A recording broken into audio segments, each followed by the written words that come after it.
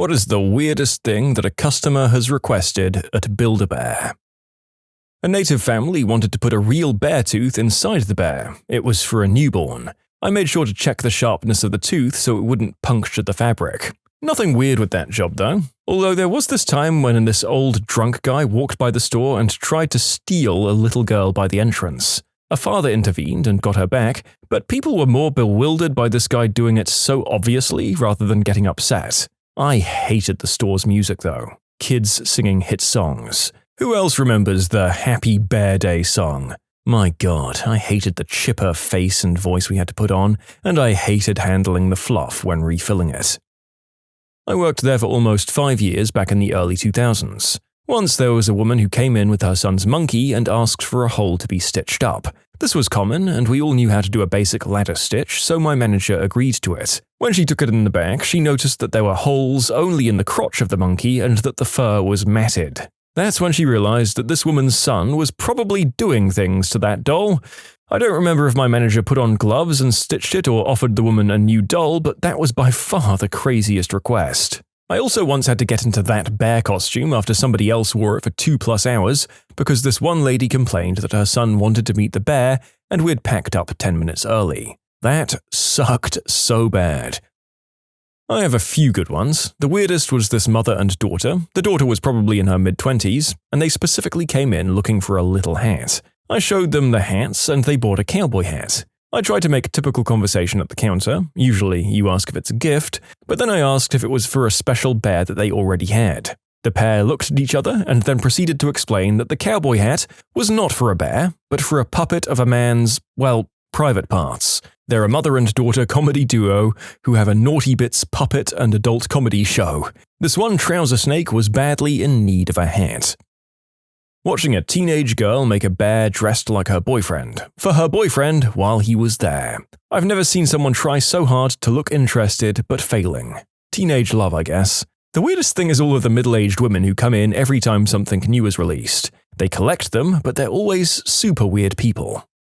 Look, as a man who collects and paints tiny figurines, I'm not going to call all collectors weird people, but I will admit that there's on average a greater number of what you would call highly eccentric characters in our ranks.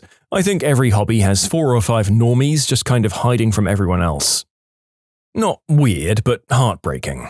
Had an old woman come in and request 5 bears, each with a personalized voice box. She was in the late stages of cancer and was getting a bear for each of her grandkids with a different message for each one to remember her by. Then there was the one that was potentially heartbreaking, ultimately awkward and traumatizing for those involved. A coworker used to work in a different store, and one day a person came in, picked a bear and sort of faffed around about a while before taking it to be stuffed. The coworker puts the bear on the machine, hits the pedal, and is covered in a cloud of dust, along with the guest and the store. Turns out the person had poured their late partner's cremated remains inside the bear and not said anything. Pro tip, if you want to put ashes inside a Build-A-Bear, get a little urn and put some ashes into that, and put that in the bear. Loose ash is bad. Back in the earlier Build-A-Bear days, I was asked to put an urn that contained the ashes of their father who had recently passed from cancer into the bear. I didn't know what to say, and my manager was on a break. They were really sweet and I completed the task for them. Read Teddy, if I recall correctly. They'd also previously recorded his voice that also went into the Teddy. 20 minutes later, when my manager returned, I informed her of what happened and how I handled it, and within the next few months we had a store policy of no deceased remains. Looking back on it, I'm happy that I could do that for them. They even dressed it like him and had planned to have it on the mantle for the family and grandchildren to press the hand and hear him. I worked at Build-A-Bear for 8 years. It was honestly a pretty great job. The weirdest request I ever had was a woman bringing in a moose, not our brand. It was a gift from her boyfriend and her child had ripped the head clean off. She wanted to know if we could fix it. I was one of the better ones at the sewing, so the manager brought it to me. I told the woman I'd do my best. I was able to get the head back on, returned it to the woman, and she said it looked as good as new. One day we had a kindergarten teacher drag in this huge Eeyore stuffed animal that the kids loved. It had gone flat over the years and smelled and looked just as gross.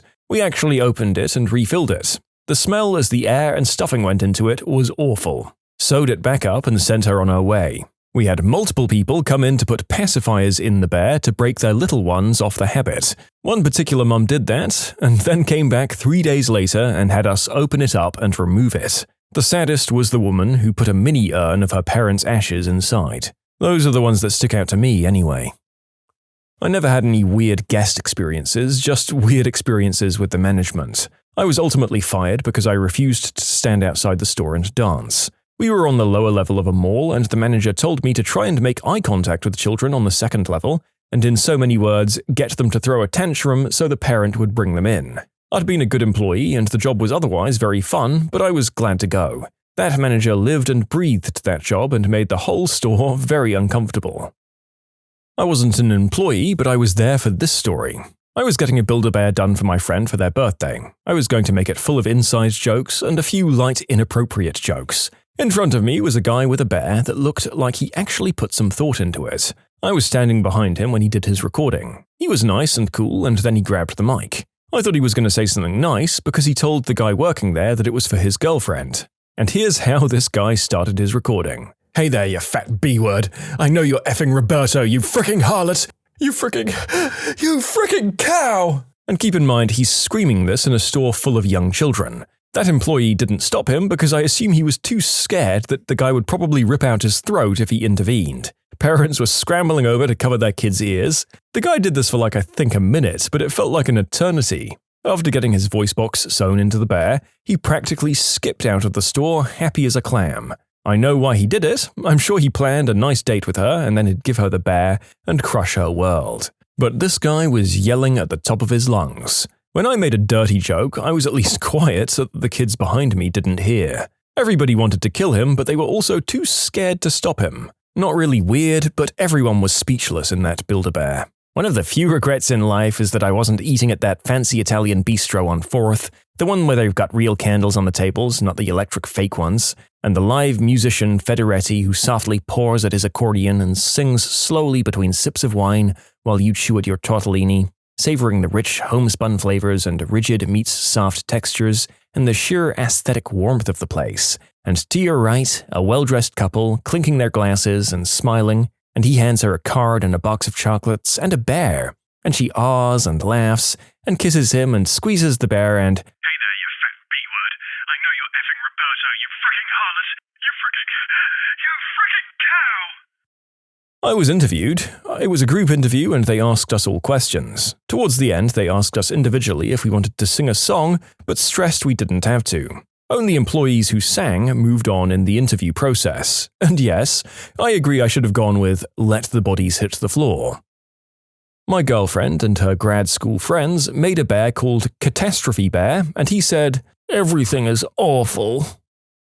The employees at the Build-A-Bear in the mall near me told me that a lady would come in with her pet monkey that she treated as her child. She used it as a clothing store for the monkey. She also tried to sue the local school district into letting the monkey attend, but was unsuccessful.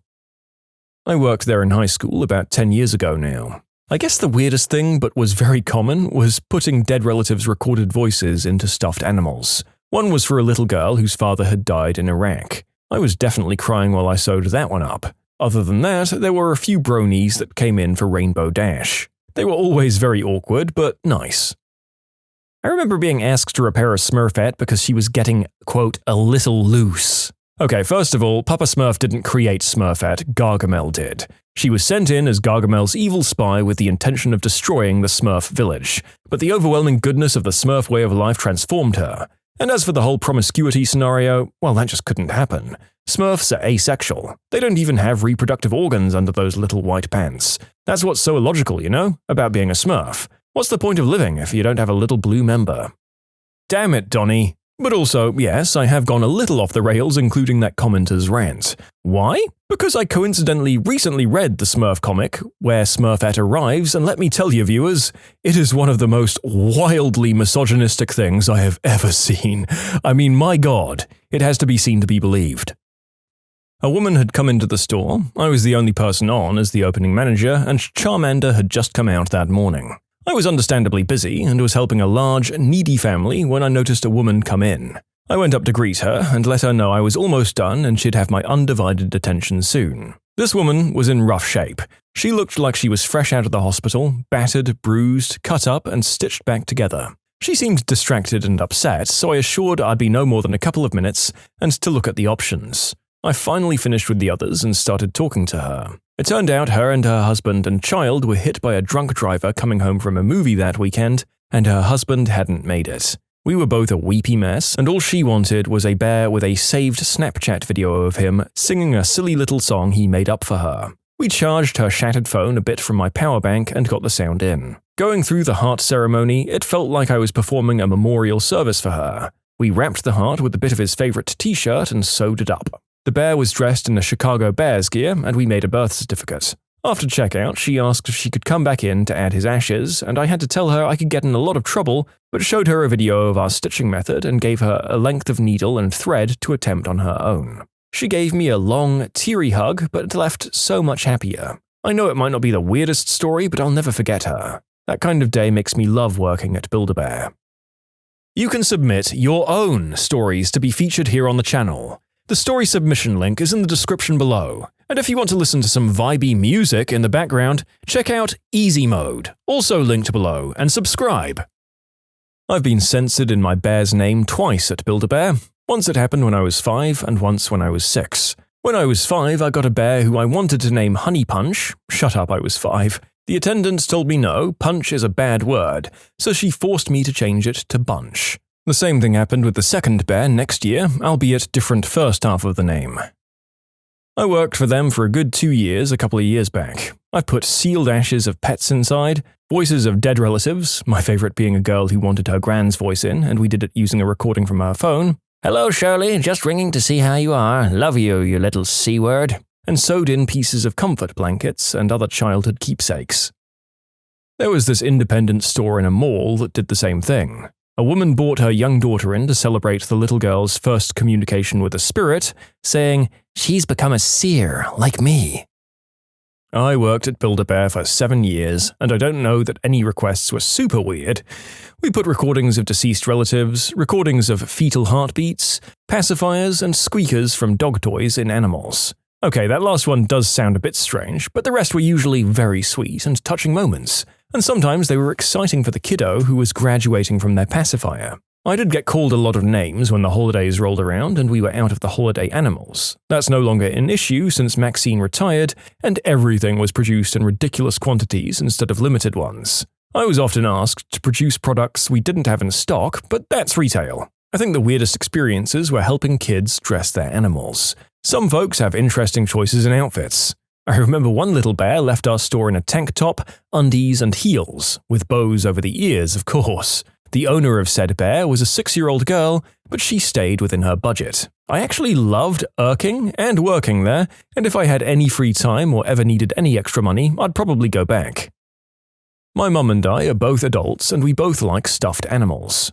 My mum wanted a lion from Build-A-Bear a long time ago, and the employee wouldn't let her finish making her look until she made a wish on the heart. The strangest request that employee probably ever got was, "Stop telling me to make a wish." For those who are wondering, the woman wouldn't let her continue without doing the heart ceremony, and my mother told her she reserved the right to make a wish later. So we were no longer being held captive by a woman with an unsewn lion. Frankly, if it were me, I would have complained to corporate that being condescending to adults lost them future business. It's actually a shame because they do many animals where part of the proceeds go to the WWF, including my mum's lion and a wolf I got later from the person I was dating at the time.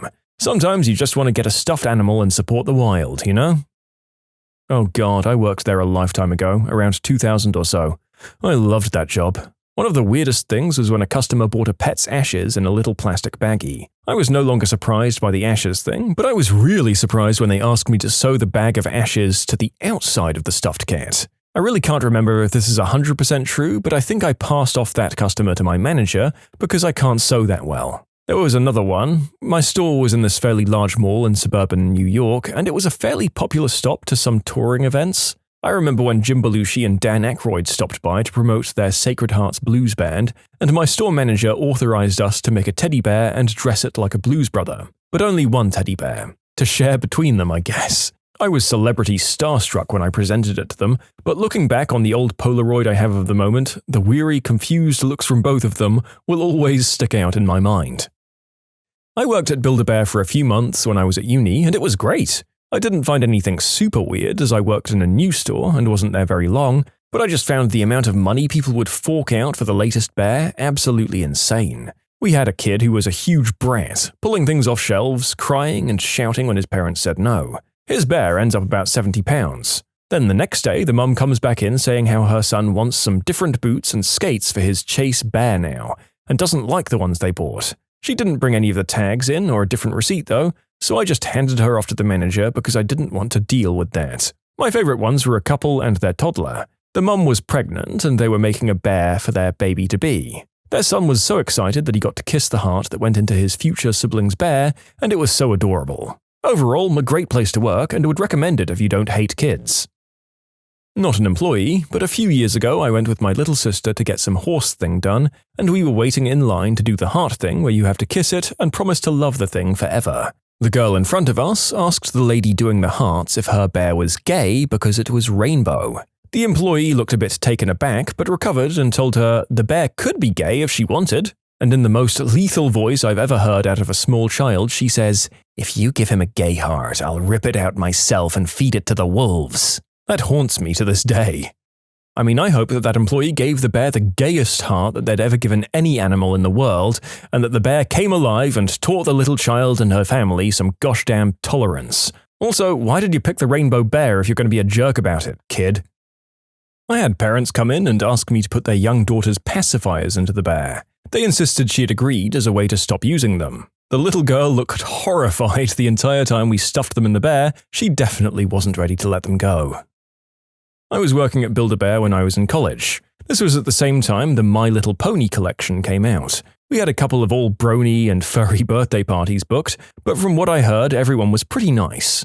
Although we did have to do the furry one after work hours, since our managers were afraid people in large animal costumes would tee off parents and freak out the kids. The weirdest one by far, though, was when one of the bronies asked if he could put a .22 round in his Twilight Sparkle. I told him sure, but this is definitely dangerous if it gets too warm. He said he understood, but being a princess is a very dangerous job, and he wanted her to be safe. They asked me to make a hole between the legs so they can stick a marital aid in there.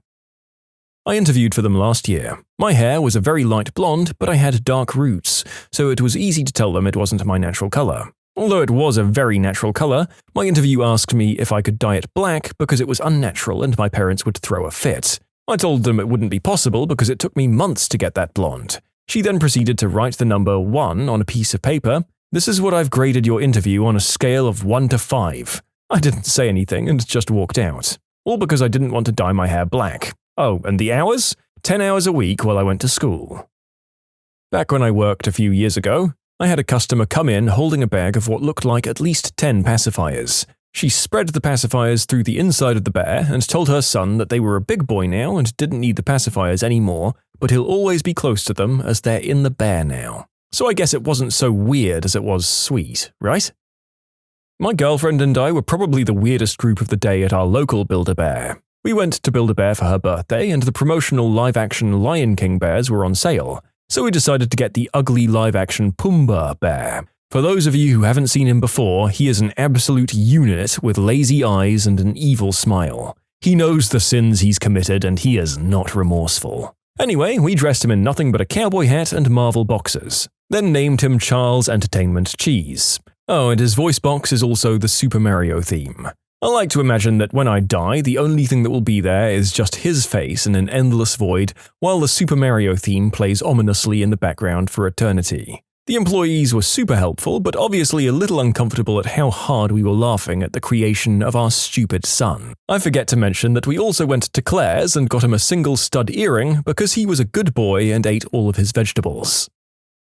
One day at Build-A-Bear, my boyfriend found a voice box that someone else had already recorded that just said, "Bush did September 11th. Years later, Harold the bear is still with us, the voice of an unknown prophet still ringing out. Someone once just wanted 3 empty skin bags. Didn't name them, no stuffing, paid and left and never came back again. I was the weird customer. Years ago, I made a monkey one for my cousin that I put a noisemaker in the crotch that would laugh when you squeezed it. Got some really weird looks from the employee helping me put it together. My grandma was definitely not amused when my cousin opened it in front of the whole family. What's something a poor kid would understand but would utterly confuse a rich kid?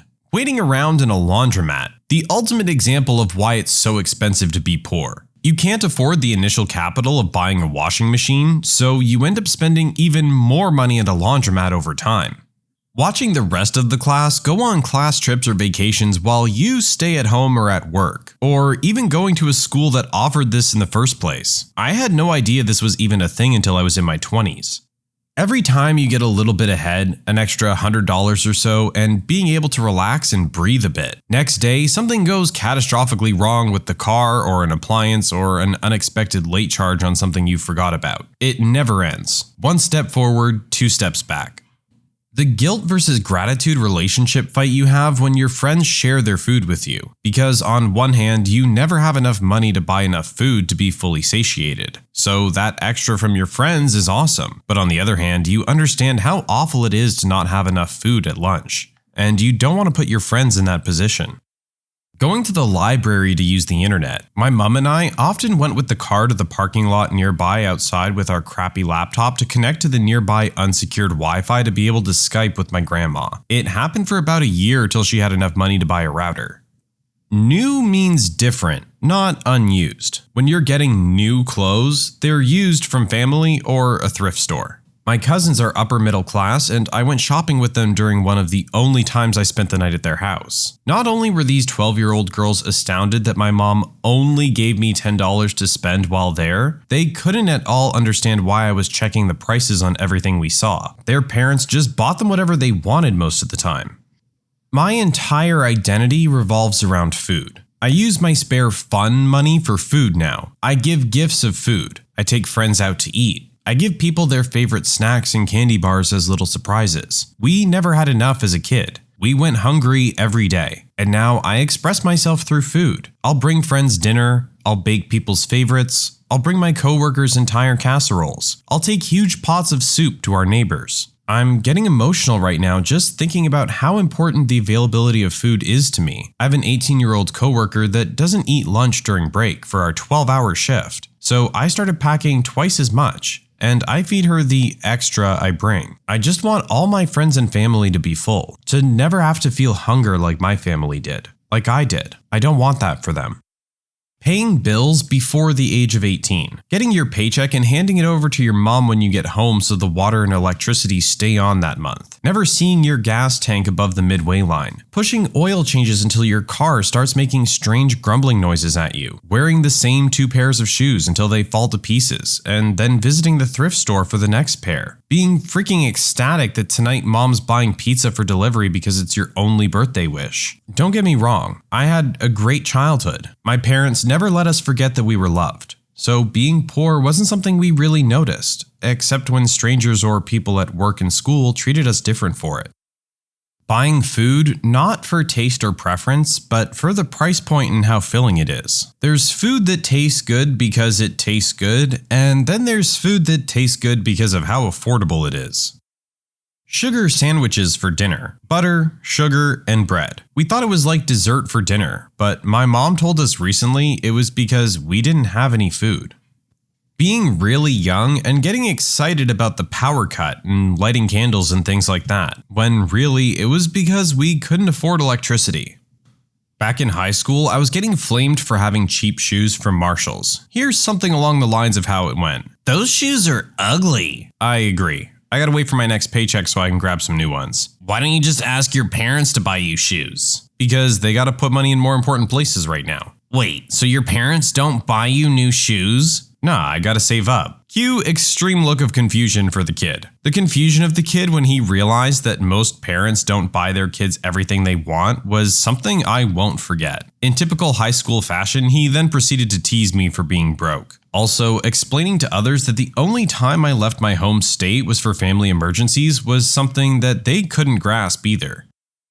How bad it feels when a non-poor kid, even up to adulthood, mentions doing something expensive casually, or worse, makes a big deal about you never doing it. Things like flying, going to another country, going to Disney World, going to a hibachi restaurant or fancy steakhouse, doing camps or programs that cost money at school or during the summer. You never blank seems so confusing to them that it's true, and never crosses their mind you might feel self-conscious about it. Hint, everyone does. Knowing how to sew as a necessity. I fixed countless shirts and pants, even my couch. Everyone needs to learn this. Putting water in shampoo bottles to make it last longer. No amount of wealth that I've had has ever made me change this habit. I mean, it's just wasteful to not get that extra bit, and is less effort than opening a new bottle.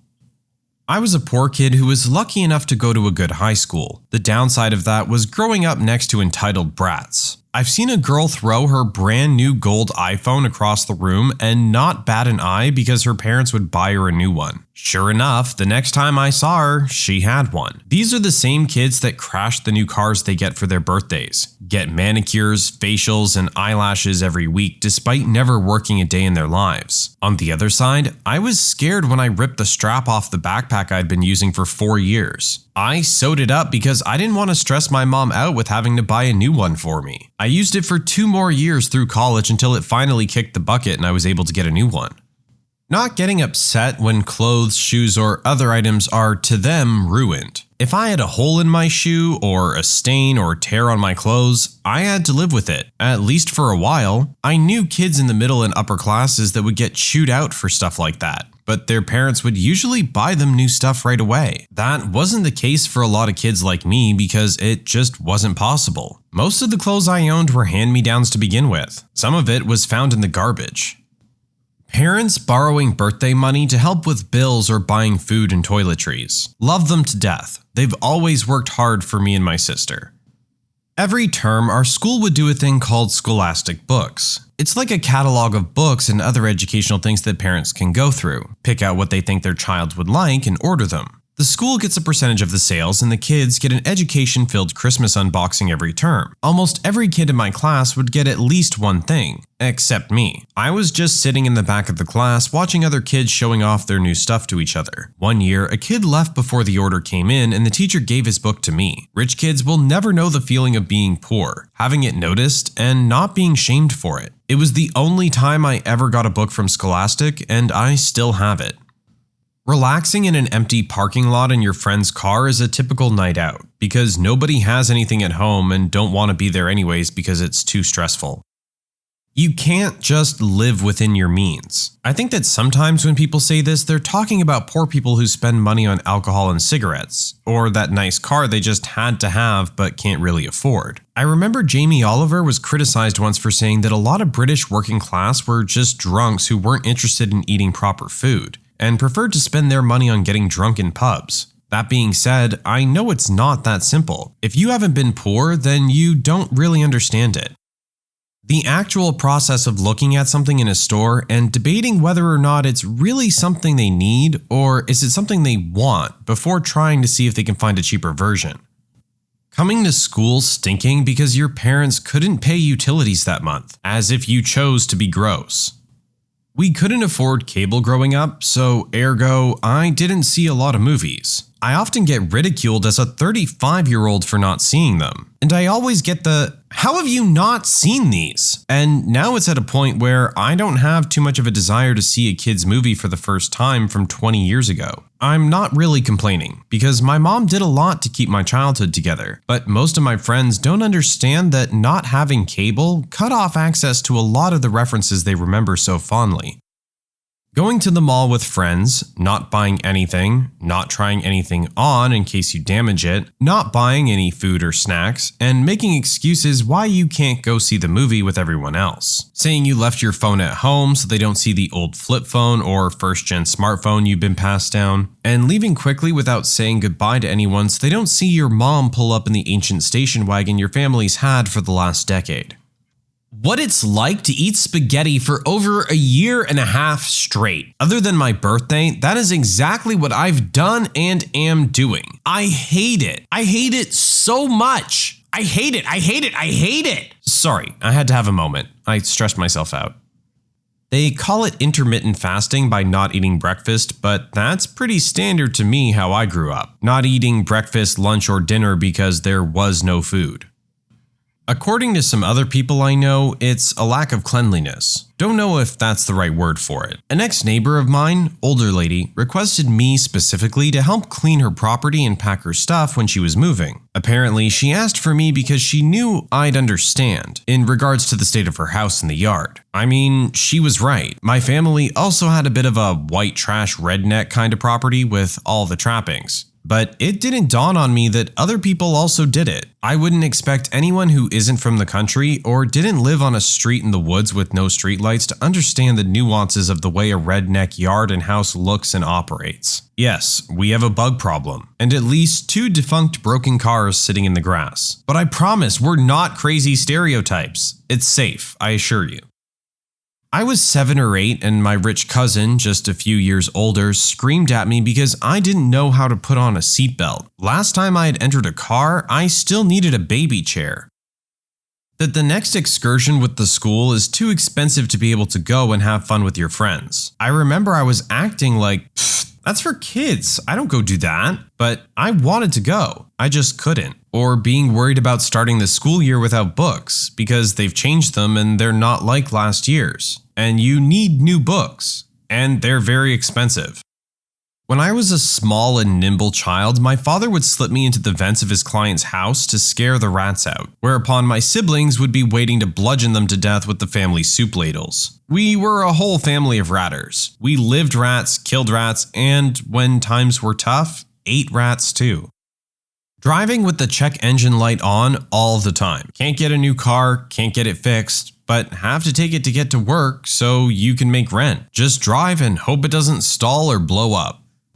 The take a penny, leave a penny honor system. I was a cashier at a gas station for many years. The people taking the change from the take/leave cup have hundreds sticking out of their wallet. The ones who actually need them will stand there checking every pocket and corner of their purse, run out to check under their car seat before accepting the change, and they come back to pay it the next day. How hard life really is, and that money 100% can buy happiness. The whole money can't buy happiness thing is just something the rich tell the poor to keep them placated. Money gets you financial security and products, which in turn makes you happy. Money can certainly buy happiness. Expiration dates are more like suggestions than fact. They have to set them earlier than they actually expect the food to expire so as to avoid complaint. Had a roommate throw out all of my and my other roommates' food because it was a week before the expiration date. She honestly didn't understand why we were livid. She thought she was helping. Learning skills to make do with what you have. I remember not having very much money growing up and needing to learn lots of computer and network related troubleshooting skills because I couldn't rely on my parents simply to buy a new computer or update the modem or router. We couldn't simply pay to have ISP technicians come out all the time, and my parents couldn't afford the time off to address those types of issues. Being afraid of going to the doctor or dentist. This isn't stemming from being afraid of needles or getting teeth pulled, but more for a concern of whether or not something that was found would be sufficiently covered by insurance, and weighing that against whether or not you truly feel bad. I remember having a really weak immune system at a certain point when I was 16 years old, and not wanting to go to the doctors until the pain was too unbearable. Turned out that I had shingles. Yes, I'm aware that it's extremely uncommon for someone that young to have, but yes, I did in fact get diagnosed with shingles, and I'm not mistaking it for something else. There was also a time where finals were approaching during my 3rd year in my major, when I was feeling some pain in my abdomen and reading up on my symptoms. I foolishly decided that my self-diagnosis was sufficient and stayed home to tough out what I suspected to be a kidney stone, rather than see a doctor, because I figured that they'd expect me to pass it on my own anyway. I ended up passing the kidney stone halfway through finals week. As someone who grew up in an environment that disincentivized the usage of healthcare, I really have to be mindful to make full use of it now that I'm older, and maintaining my health matters more. It's crazy how much small things matter when you're poor, and how little thought you're able to put into them if you're financially stable. Saving trash. Rich people don't bother with food scraps or the boxes things came in, because why would you store trash in your fridge or closet instead of getting rid of it now? One thing I don't think people understand is that being poor in an urban area sucks, but I'd argue in many ways, being poor in a rural area sucks even more. In my adult life, since I've escaped from the poor forgotten town I grew up in, I've met a lot of other people who grew up poor also. And the ones from larger areas, the story is like, oh, thank God we had things like the local Y or whatever after school tutoring program for poor kids, or teach music in the ghetto type stuff. And it's like, well, we didn't have any of that. You were just dirt poor, and no one knew your town even existed or gives a crap about it. So yeah, that's one thing I've heard from even other former poor kids. They'll ask things like, what community programs did you go to? Or something like that. And I have to explain, hey, we didn't even have that. We were just all poor out in the boonies with nothing around. And even our own state government pretended that part of the state doesn't exist. In the US, in February, you get better stuff than Christmas when the income tax check hits. We'd get new shoes and have cable for a couple of months. Even McDonald's. You don't ever get ice in your fast food drinks. You get less soda and you don't need your drink to stay cold if you drink it fast, since they keep it cold in the fountain dispenser. Cooking everything, including pizza, from scratch, because restaurants and pre-made food are too expensive. On the rare occasion food was purchased from a restaurant, it was either because my father was out of town, or we were buying the leftover cold chicken, not the freshly cooked hot chicken from the local chicken shack. Group daycare. All of the poorer kids at my elementary school all went to the same group daycare when they were preschool. Kids with richer parents either had a stay-at-home parent or had their own personal babysitter. Fruit juice, even the fake kind, is a luxury. Boxed mac and cheese with cut-up hot dogs baked into it is a fine casserole. Salvation Army sells prom dresses that are in great shape. Duct tape on shoes isn't just a fashion statement, it's a necessity. Space heaters are for when your gas utility gets cut off, and all the windows are open because the electricity got cut off and we need the light in the house. There are more, but that's a pretty comprehensive list from me. Navigating higher education when your parents didn't go to college. So much of your success in college is based on your ability to utilize on-campus resources, and meeting with faculty and staff about opportunities and for assistance. That all wasn't totally obvious to me, and I feel like it really inhibited my success in school. I remember having to turn down an offer for an internship in DC because it was unpaid, and I didn't know there was an office at school that would help find funding to live there. Getting the financial aid office and the financial service office confused on a regular basis and feeling super stupid because of it is also a fond memory.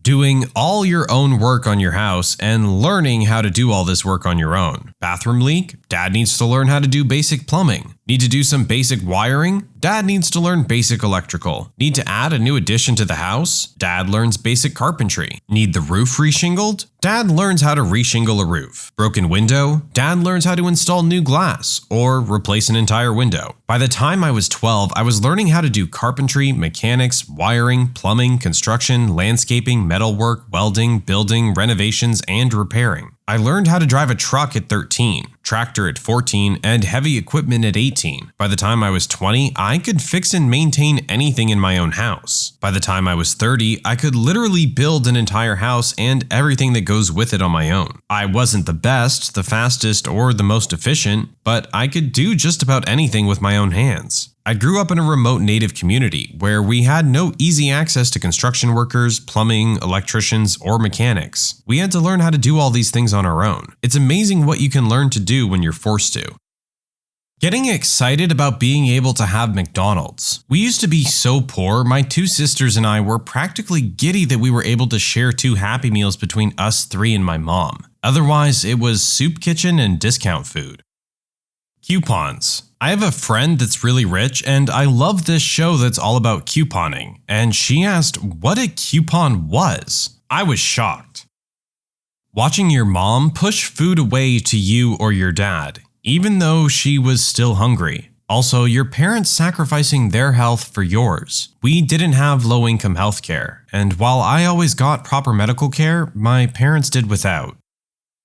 I grew up in communism, and let me tell you, Romania in the 1980s would confuse most of you. Hot water stopped running after 9 p.m. No hot water between 9 p.m. and 6 a.m. the next day. Hot water between 6 to 8 a.m. and 3 to 9 p.m. on most days except Saturday and Sunday. We did not have 2 days off every weekend. We went to school Monday through Saturday. Every second day, I would wake up at 5:45 and be in line at a shop about 500 miles away from my house to buy milk. The queue would be variable, but some days the milk would finish before I got a chance to buy it. Shops did not have milk, butter, fresh bread, or any of the basics. At random times in the evening, electricity would turn itself off, and sometimes it stayed off for hours. This was part of our dictator's plan to save energy. It got so bad that as a med student, because I had to study for exams and refused to do it by candlelight, I made a chart with times and regions where electricity was cut for about a month. Then I would make sure not to be in that neighborhood when electricity was expected to be cut. So I ended up visiting people who had electricity so I could study. Luckily, they understood and left me alone. I saw a banana for the first time at age 23. I sat in line for 4 hours to buy oranges outdoors in freezing temperatures. To enter the US Embassy in Romania in 1992, I had to line up for 18 hours. Need I continue?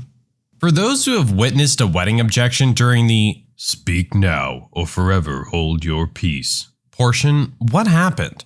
My mom got married to my stepdad. My uncle objected. After the attention was focused on him, he asked if they were still going fishing afterwards, to which my stepdad reached into his suit and pulled out his fishing hat. Very sweet and romantic. They loved to fish together. I was working at a wedding when I was younger. I was running the bar at the reception, which was very close to the hall the weddings were at. We were told that the reception would begin around 4 p.m. It was already about 3-ish and I was packing the fridges, the usual barman things, while one of the male guests was sitting there drinking. I asked if he was not joining the reception, to which he replied something along the lines of, "When I have the courage." He downs his drink and leaves. 10 minutes later, he's back, looking extremely disappointed. The guy orders a drink and less than 30 seconds later, another guy who's dressed extremely well, turns out to be the groom, walks in, punches him in the back of the head, and leaves. This dude just picked up his drink and continued sipping. I eventually found out that this dude had downed his drink, walked into the ceremony, and admitted to sleeping with the wife on her hen night, and again the night before the wedding. He was never invited to the wedding. He just felt the groom needed to know. So he found out where the wedding was, suited up, and dropped the info mid-ceremony. This was in the early 70s in semi-rural Washington state. My cousin was getting married, and my aunt and the mother of the groom did not get along well. During the ceremony, when the pastor got to the part about objecting, my aunt said something to my uncle, and the groom's mom jumped up and grabbed my aunt and they started going at it, all the way out the door and into the parking area. They were separated and everyone filed back into the barn, where the wedding continued. The best part though was when another one of my cousins simply walked into the woods after the wedding because that's where he lived. My aunt was getting married to her second husband, and during the "speak now or forever hold your peace" bit, their baby started crying. The dude officiating it said, "If anyone older than 6 months has any objections, speak now or forever hold your peace." He got a laugh and the wedding carried on. They're still together 10 years later, so I guess whatever my cousin had to say was misinformed. The best man at my stepsister's wedding did this. It happened at the rehearsal the night before. It was a very large wedding and the rehearsal was bigger than a lot of weddings. The minister was going over the vows quickly while giving instruction on what to do. When he said something about objections, the best man interrupted saying he had to put a stop to this. He was in love with the bride and was sure she felt the same way. My sister and everyone else was horrified. It caused plenty of chaos and confusion. As far as I know, after that, neither the bride nor groom ever spoke to him again. At my cousin's wedding, when the exchanging of the vows took place, my aunt shouted, "Wasn't there supposed to be a part where you could object?" Or something along those lines. A member of my wife's family had a pirate-themed wedding. A rival pirate appeared and objected to the wedding. The groom dueled him with rapiers and won. The groom himself, He just stood up there and started crying, and in front of everyone told the bride that he'd fallen out of love with her a while before, but he didn't know how to break it off. It was extremely uncomfortable. They both stepped out and 10 minutes later came back out and got married because she'd apparently told him she was pregnant. They're still together with 3 kids, and I'm not sure about the husband, but I can confirm that the wife is having an affair. Neither of them are happy, but she has a comfortable life and he doesn't seem to have the spine to leave. Nobody had said speak now, but the groom's ex still decided to get up and scream that he was her soulmate, and that she forgave him for this whole thing and that they should leave now because he'd proven his point by breaking up with her 5 years earlier, falling in love, and holding a wedding. I ate so much cake and got so drunk at that wedding. Meanwhile, everyone else was screaming and throwing things. Good times. The bride was my boyfriend's ex. No idea why they invited us.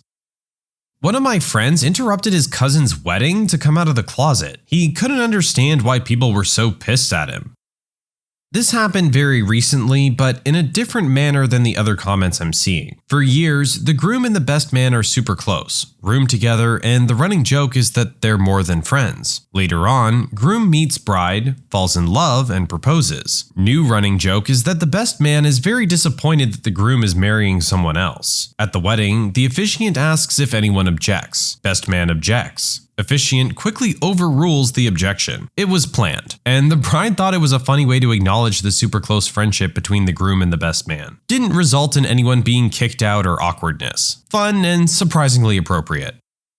I was at an outdoor ceremony once with a storm coming in. The pastor was trying to move things along so that we wouldn't get caught in the rain. The reception was indoors. He asked if anyone knows of any objection, and instantly there was a loud clap of thunder. To his credit, the pastor just paused a moment and then said, "Anyone else? Alright, in that case," and finished the ceremony.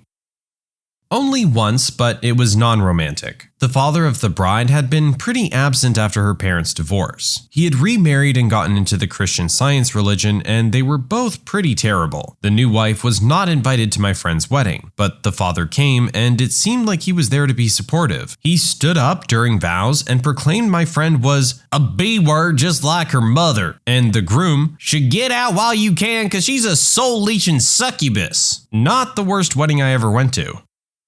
Went to a coworker's wedding and the maid of honor objected and admitted to being the other woman and that the groom had been cheating with her for months. The bride left in tears and the groom immediately tried to get with the maid of honor, but she told him she wasn't going to hurt the bride further and that he needed to screw off. The bride is doing much better and is now a manager here, and I haven't heard from the groom in over a year. The maid of honor and bride are on speaking terms, but I don't think their relationship is ever going to be what it used to be.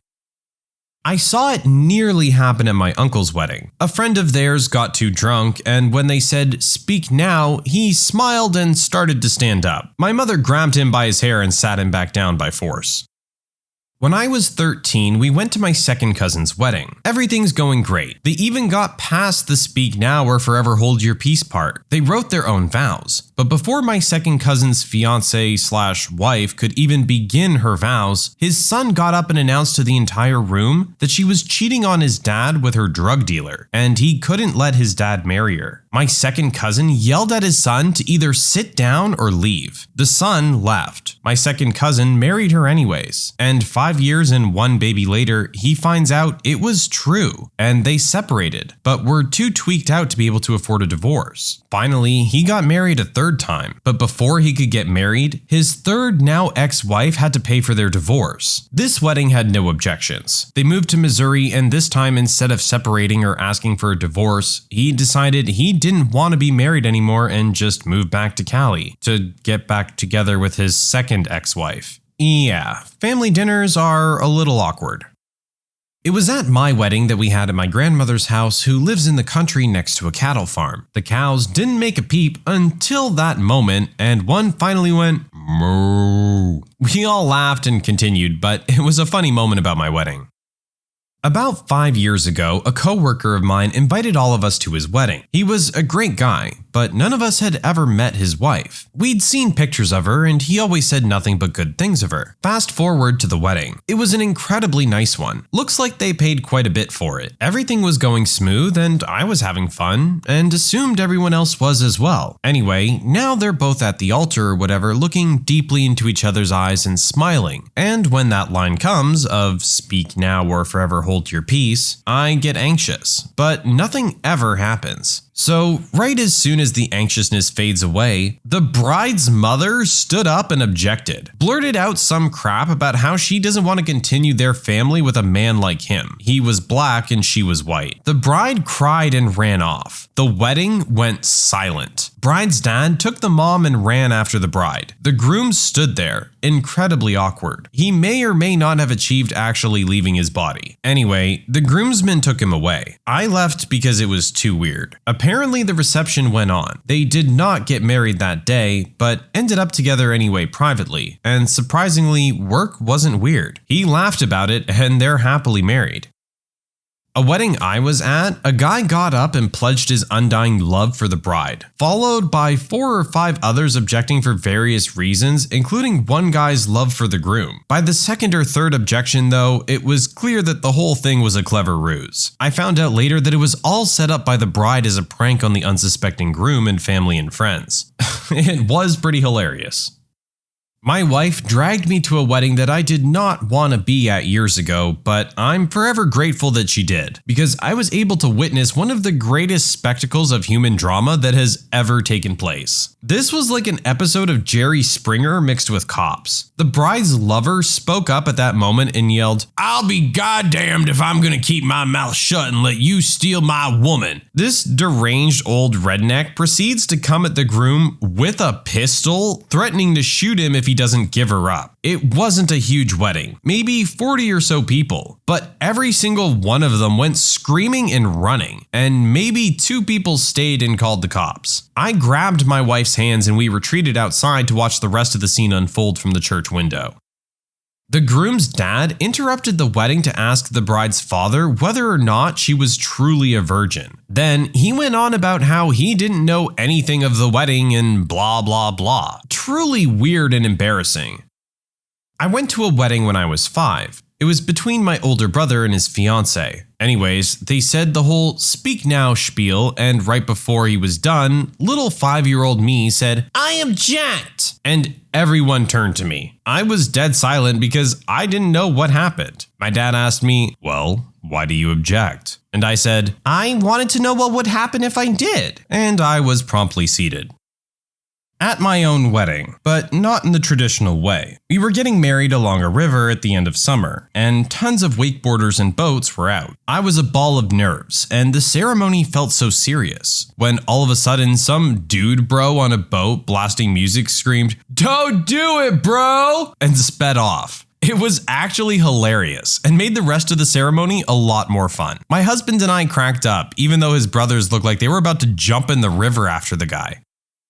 No objections were made, unfortunately, but back when I worked in a hotel a few years ago, I got to witness a very interesting wedding, where maybe someone should have objected. In preparation, we had to ensure we'd ordered enough blue WKD in, as this was the groom's drink of choice. First red flag. The whole wedding took place in the hotel. The function room also hosted the ceremony, so we started pretty early that day. Before the ceremony, the bride had taken 3 bottles of wine up to her room while she was getting ready, and was clearly tipsy before the wedding started, but seemed to act sober enough that whoever was conducting the ceremony was none the wiser. The ceremony seemed normal, but I was prepping the bar, so wouldn't have known either way. As it ends, all the guests flood out for drinks, whilst we changed the function room and set out the tables for the sit-down meal. The guests were really rough, rub some dirt on it type people, to put it politely. I already knew one of them as he'd been in the hotel before, acting like a total jerk when I told him the bar was closed and I wouldn't be serving him. However, he was being especially polite to me this time, as it was clear his date for the wedding was definitely not the same girl he was in with just a few weeks ago, who I suspected was a paid acquaintance. Before the meal even began, we were starting to worry if we'd have enough alcohol. These people drank like fish, but we managed to get them all seated and fed, and everyone is being friendly and well behaved. As the night goes on, the bride is slowly becoming so drunk she can barely stand, and has changed from her wedding dress into a very scant pink negligee with a tutu skirt. She's also given up on using the bathroom, so she loudly announces she will be relying solely upon nature wheeze from this point on. Before midnight, we were nearly totally out of spirits. The guests are ordering shots every round. I'd tried to deny service, but my manager was having none of it, and as the hotel was struggling, they wanted to make as much money as possible. They've drank us out of almost everything. Blue WKDs are long gone, but the groom has a lovely blue smile at this point. After the bride finally gives up trying to shoot disgusting liquors that have likely been sitting there since the hotel was built, they head to the dance floor. The party starts winding down and it's time for the last dance. But the bride decides she'd prefer to have this with a male wedding guest, which really peeves off the groom. She then loudly announces she'll be throwing an after party in their suite and everyone is invited in the hot tub. Funnily enough, the groom isn't thrilled and kicks off. Another member of staff manages to calm everyone down and convinces the DJ to play the last dance song once more before he leaves, and the groom agrees. Everyone starts packing up and the bride comes back from her room in her third outfit of the night, a nice gray stained tracksuit. She's adamant she wants another cigarette before bed. God knows how many packs she went through that day, especially sad considering the money for the wedding came from her parents' inheritance who both died of cancer. She can't find a lighter and becomes irate, screaming at the groom for one. The groom claims he doesn't have one, but not taking no for an answer, she rifles through his pockets and finds one. Holding it aloft, she screams at him that he's a liar and slaps him clean across the face. The groom, obviously not having enjoyed this, returns the favor and punches her in the face. The best man spots this and leaps across the sofa and tackles the groom to the floor. They're now having a full-on fist fight while the bride sobs incoherently. I try and get out of the way as I'm being trampled by Mr. WKD and his scummy friend. My supervisor storms in saying he found coke in the bathroom and the police are on their way. The best man is off like a robber's dog, and the groom stands there stunned, and then follows his new wife into the function room. We then hear screaming and shouting from that room, and the bride has picked up a chair and launched it at her husband, and was now holding a second one trying to attack him with it. At this point, it's about 2 AM and I am royally done with the day. My mom is waiting for me outside, so I grab my bag and head off, giving my supervisor strict instructions to tell me exactly how this ends when I'm back for my next shift. I pass a riot van of police officers on the way out the door, direct them to the drama, and go home. Next shift, I'm informed that an ambulance arrived shortly after the police. The groom was taken to the hospital after sustaining a head injury, but he did a runner from the paramedics when he got to the hospital. The bride stayed at the hotel and, to console herself, spent the night with the male wedding guest she danced with. They left together in the morning and a week later announced on Facebook she was in a new relationship with him.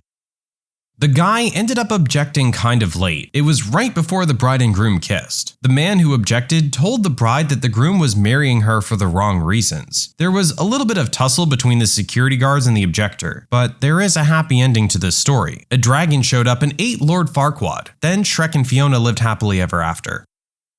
I was a best man at a wedding, and the groom's older sister decided to play a joke and stood up and said, "I object." Groom's mother stood up, slapped her, told her this was an inappropriate joke, and told her to go home. This mother still refuses to talk to her daughter 4 years later. I was at an Orthodox Jewish wedding with a ceremony where they read a contract and recite 7 blessings. The groom's dad pinched his son's butt at a most solemn moment, causing him to shriek loudly into a silent audience of 400. The bride saw and snorted loudly. They also publicly kissed after the ceremony, which was a huge scandal. To be fair, I didn't witness this, but it happened to my parents. My mom invited an ex she was still rather close with to her wedding, and he stood up and yelled, "I object." Little did everyone at the wedding know, my dad had gotten rather close with him and paid him to stand up and object, just for the laughs, and he burst out laughing. My mom didn't find it as funny, and it really started their marriage off on the right foot. Not quite the speak now part, but you'll see. A friend of mine was getting married in the park under the trees because both of them were nature people and the groom had a dog that went everywhere with him that wasn't allowed in any church. Because dog, despite being well trained and quiet. There were some rows of chairs with lots of people filling them, including groom's mother who was sitting with his dog. Bride and groom were at the front with the officiant. Officiant begins. Officiant comes to the part where he says, "Do you take?" And groom's dog, Shadow, begins to howl a loud, long, mournful howl. Everyone laughed. Officiant started the question again. Loud, long, mournful howl again. Everyone laughed. The groom told Shadow to come to the front. Shadow ran up, stood directly in between the bride and groom, and the officiant started again. Not a peep from Shadow. Her vows, his vows. Officiant looked at Shadow and asked, "Shadow, do you take the bride and groom to be your lawfully wedded parents?" Shadow barked one single bark. Officiant concluded the ceremony, everyone cheered and clapped, and Shadow barked 3 times. The only time that he's made any sounds. Not kidding. Beautiful dog, too.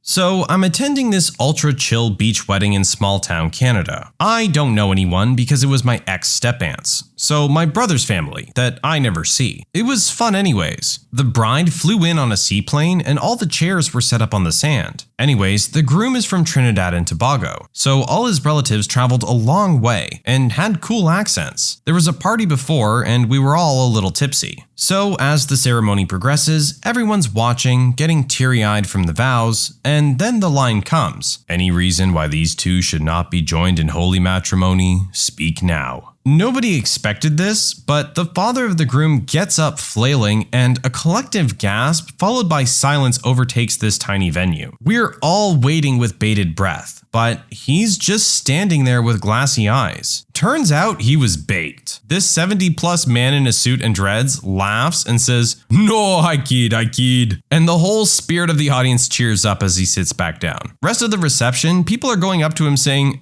"Good one," or scolding him. It was a really great night though. Best wedding I've been to. I attended a wedding as a guest of a family member, and when the pastor said that, the doors busted open to the sanctuary and a man appeared and started to say, "I do." But 2 huge ushers, one who was my date, quickly grabbed the guy before he could say anything but, They grabbed him under the arms and literally lifted him up off the floor and carried him out. The wedding continued as normal. Turned out the guy was the ex of the bride. Strangest sight I ever saw.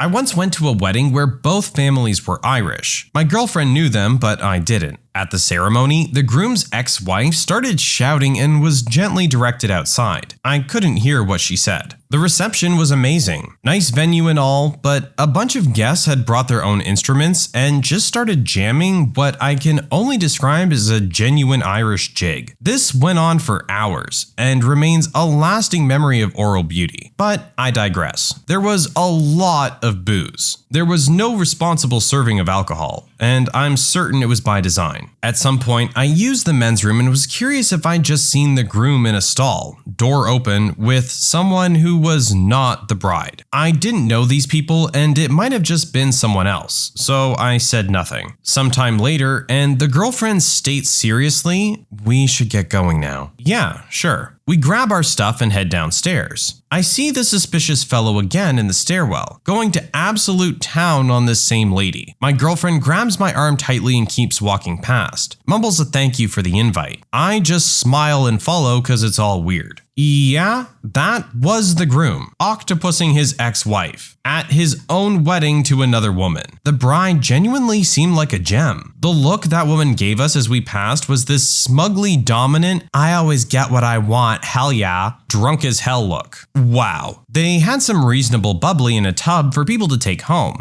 And who would know or care if we horked a few extras? I got it all explained to me after we were in a cab and well on our way home. I never got a follow-up on that story, but 10 out of 10 on the music. Would tag along again to an Irish wedding. Fast food workers, what should we never order from you?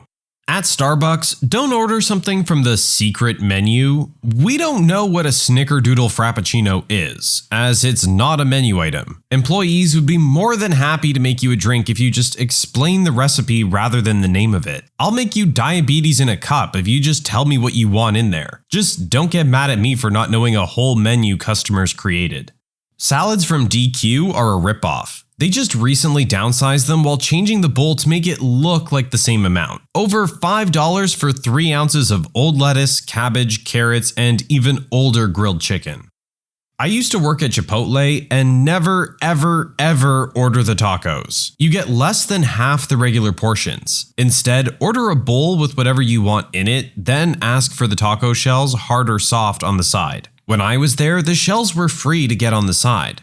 I used to work at 7-Eleven, so I'm gonna say any of the taquitos or hot dogs around midnight up through about 4 or 5 a.m. Around midnight, you can be almost assured that these are now high mileage. The hot dog might have more miles than your car.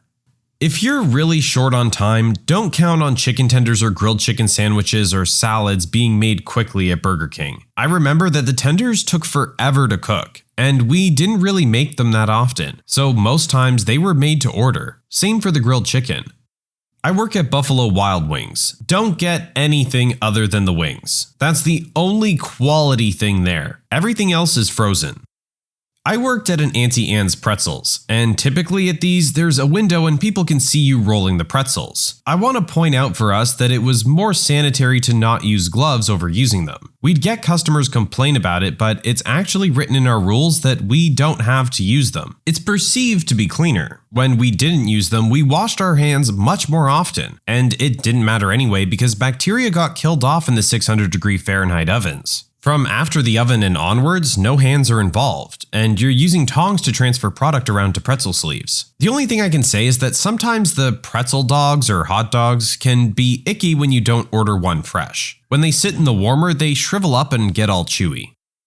If you see something on the menu and can't find at least 1 or 2 other items that the ingredients could be used in, don't order it. For example, my restaurant has a pulled pork sandwich. We don't use the pork for anything else. Since it's not ordered too frequently, it's not fresh, and the product you're eating might be days or weeks old. It's not going to get you sick, but it definitely won't be as fresh as the other things on the menu.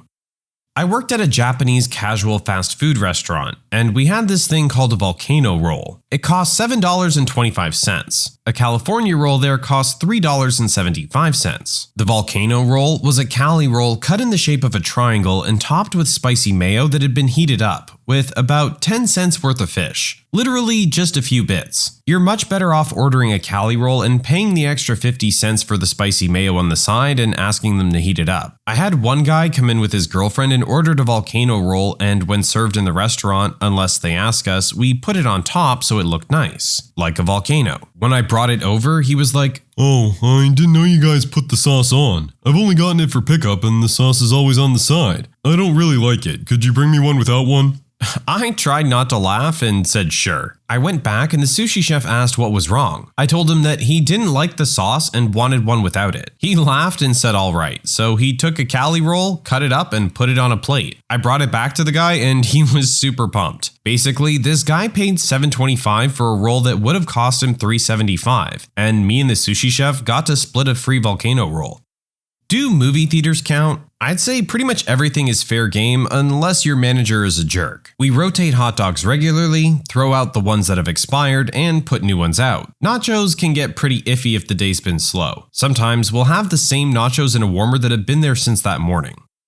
Jimmy John's. If you're trying to order a healthy option, don't order the Gourmet Veggie Club. It's the second highest calorie sandwich behind something called the Gargantuan. 8 slices of provolone cheese will do that. I used to work at McDonald's. There have been some McDonald's life hacks going around the internet for a few years now. Please don't do any of them because then one or both of the following will happen. 1, your order will take forever. Yes, I get that you want fresh fries, but are you really willing to wait the 4 minutes for that? And if you are, do you promise not to complain about the wait? Or number 2, you'll be upcharged for certain ingredients, like the poor man's Big Mac, a McDouble with mac sauce and shredded lettuce. We upcharge you 30 cents for the mac sauce and 20 to 30 cents for the shredded lettuce. I used to work at Boston Market. They're pretty good. The only thing I can think of is that any chicken that isn't on the bone, sandwich, pot pie, etc., is day-old or more leftover chicken. Anything off of a hidden menu. Most people working don't know how to make it, and you'll probably receive a giant glob of assorted ingredients on a bun. Chick-fil-A. Don't order grilled foods if you're gluten-free. While technically gluten-free, a lot of cross-contamination can occur. Be specific to be safe. Oh, and don't order a standard salad at night. It was probably made that morning. Request something else on it and it'll be fresh. My brother's girlfriend used to work at Wendy's, and a saying there about fries was, "They aren't old until they're sold."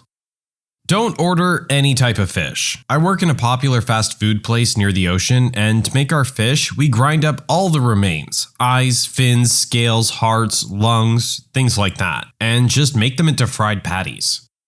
Ex-Sonic employee here. Don't order steak or grilled chicken ever. Don't get the new ultimate chicken sandwiches. They're insanely overpriced, and the normal crispy chicken sandwiches taste way better anyway. The time to get fresh food is when the place is busy, as they're less likely to give you something that's been in hold for an hour, or their hold will continually be fresh. If there's a sale going on for something like half-priced hot dogs or half-priced burgers, only order a reasonable amount if you want quality. If someone orders 20 burgers in the middle of a rush on half-price burger day, we don't care. We'll throw that together so sloppily you'll barely be able to call it a burger. This doesn't apply to half-price corn dogs, however, as we're able to just make a bunch at a time anyway. Don't get the chili. It comes in a bag, gets warmed up in a metal tub, and then sits for 10 hours until we run out and replace it. It's also just not very good to begin with. Try the seasoned popcorn chicken. The barbecue and garlic parmesan flavors are actually really good. If you're allergic to any kinds of foods, be wary. Onions are in the same dressing station as the rest of the condiments, and cross-contamination is not our problem. The same goes for peanuts with the shakes. If you're getting a milkshake, be aware that there are 3 different kinds, and therefore 3 different prices. There's the normal shakes, the master shakes, and the new creamier shakes. The creamier shakes are actually good, just don't get the lavender one. And if you're getting a slushie, the same thing applies, only it's normal slush, candy slush, and real fruit slush. If you're at a stall and the card reader isn't working, just wait for the car hop to come out and give them your card. Don't call in again to ask why the card reader isn't working. And don't hit on the car hops. It's a crappy job and they have to put a smile on whenever they have to deal with you. They're not smiling because they like you, and if they do want to flirt with you for whatever reason, they'll make it very clear. Sonics are dirty as well, at least in the region where I worked. We were continually understaffed and expected to run the entire place with a small crew and clean. We do the best we can, but we don't get paid enough to stay after our shift and work off the clock cleaning up. It sucks, but that's the way it goes.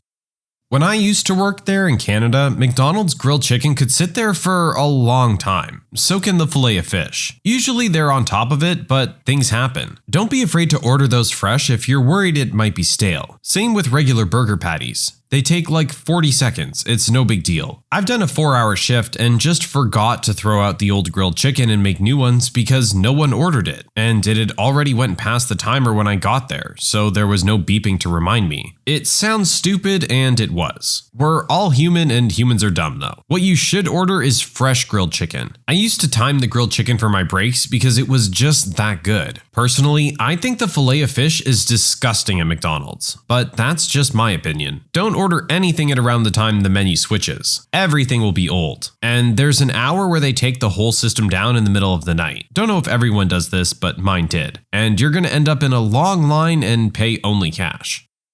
I'm a general manager for Taco Bell. Order anything you like at my store. My team and I take pride in giving you quality product. All I ask in return is this. If you want 2 or more taco 12-packs, please don't order it in the drive-thru. Come inside. I won't deny your 48 Doritos Locos Tacos, but we will all judge you. Drive-thru is meant for quick orders, not to feed your soccer team. Thanks. As someone who's worked fast food for a while, don't go through the drive-thru unless you can't avoid it. If you have all your kids buckled in and it's a hassle, then it's fine, go on through. But if you're just by yourself, try and take the extra minute it takes to get out of your car. You'll usually have your food quicker, even if you're getting it to go, and you have a better chance of not being given the crappy old fries, chicken, or meat patties.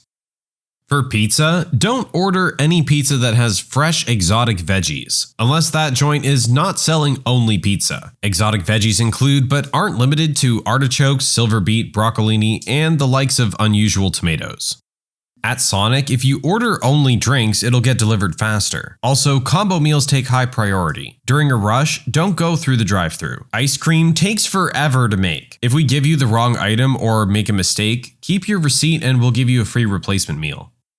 I work at Jimmy John's, and my answer is that everything is always fresh unless you have a terrible manager. And if that happens, corporate shuts you down immediately. Our meats are sliced in the shop and are always refrigerated. And even then, they're sliced the day before most of the time. Same with the veggies and such. The real trick is knowing how to order your sandwich and save money. The Jimmy John's menu is specifically created to squeeze money out of its customers' pockets when you don't know how to order.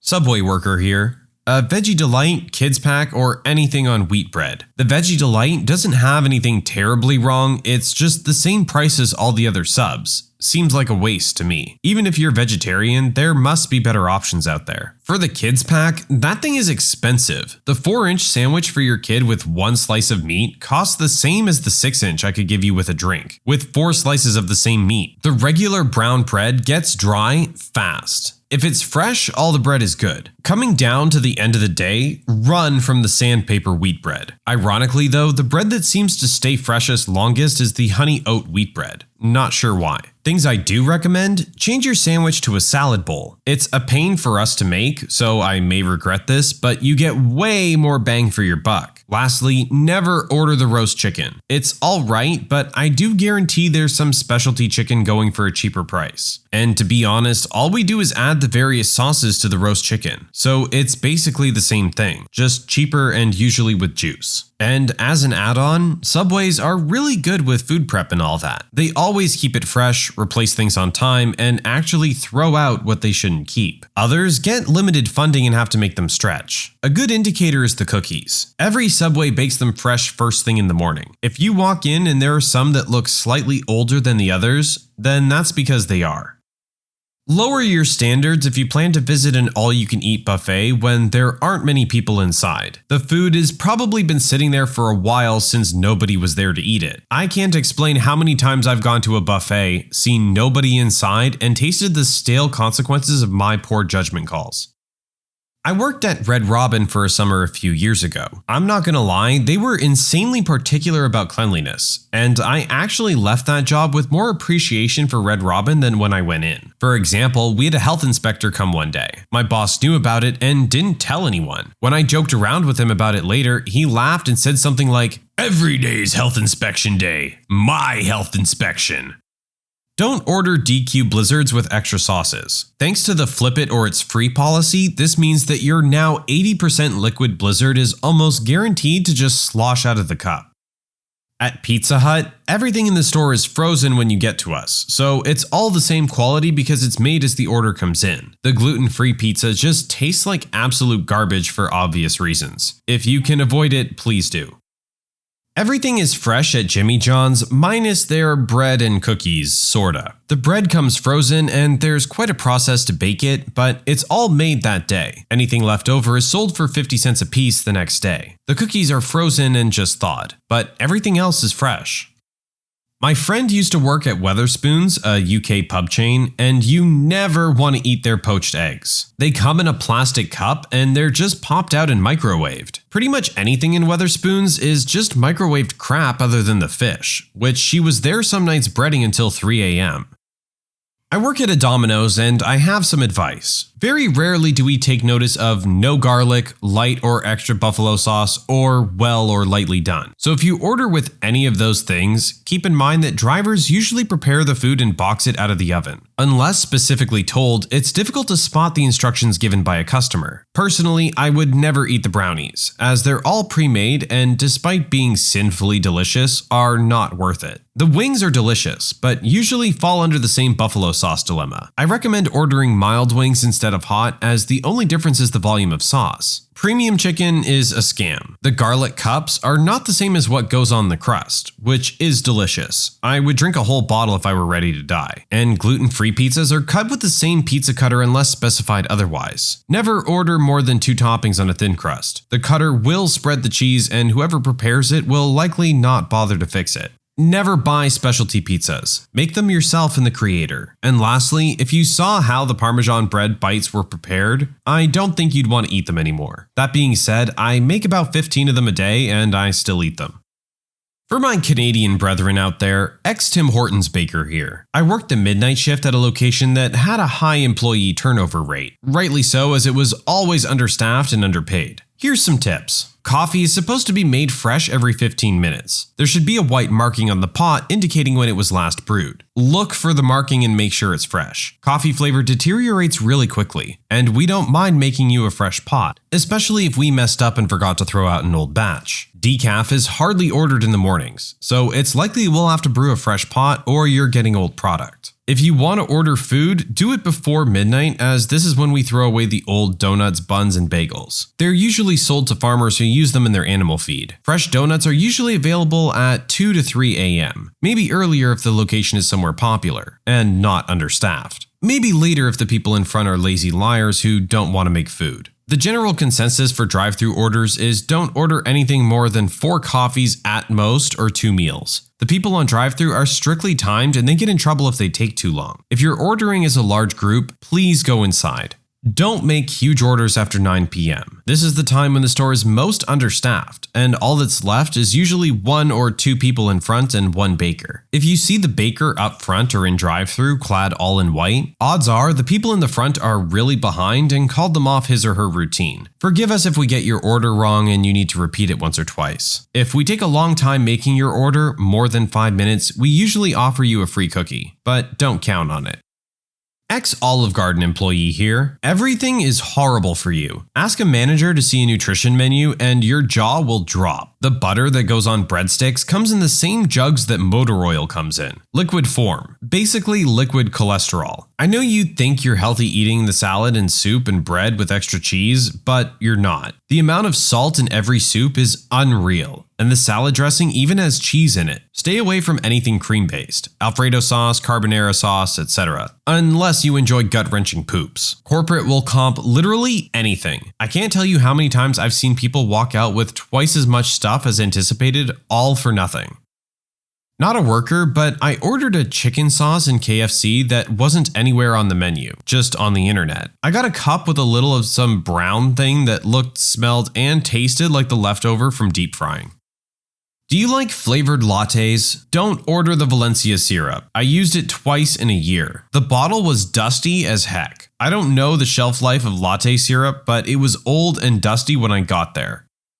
I used to work at Raising Cane's. They only sell a couple things, chicken and fries, so that's always fresh. They were also super clean. I would not order anything with egg whites at IHOP though. A few years back, I went to IHOP with my then girlfriend. She saw on the menu that substituting egg whites for eggs in the omelets and stuff was an option, healthier and lower calories. Now, you have to realize when most people go to IHOP, they're not looking to be healthy. They're looking to set world record calorie and cholesterol levels. So egg whites are probably not ordered often. But my girlfriend was watching what she ate, and she's also the type to always heavily modify the menu.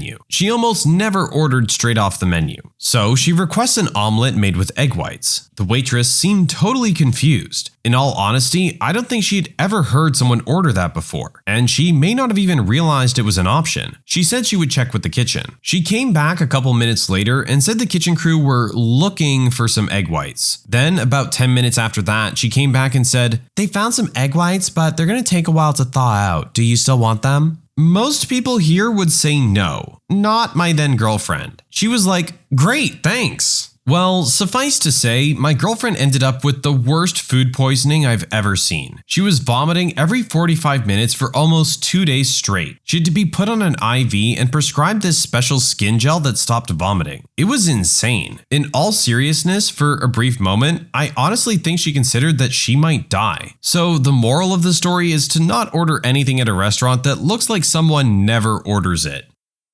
Jamba Juice here. When I worked there, 2 small 16-size cups equal 1 large power size. People would often come in and ask for their kids to get 2 small smoothies. If it's the same flavor, ask for a power size in 2 cups. Saves you more than $1.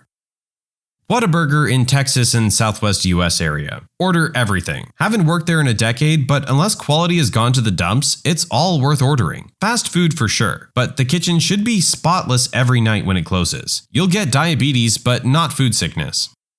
Don't order the salads from Burger King. 99% of the time, the lettuce isn't washed. We also just started serving hot dogs not too long ago. They were put in the broiler just long enough to have grill marks, then we toss them in the microwave. So avoid that.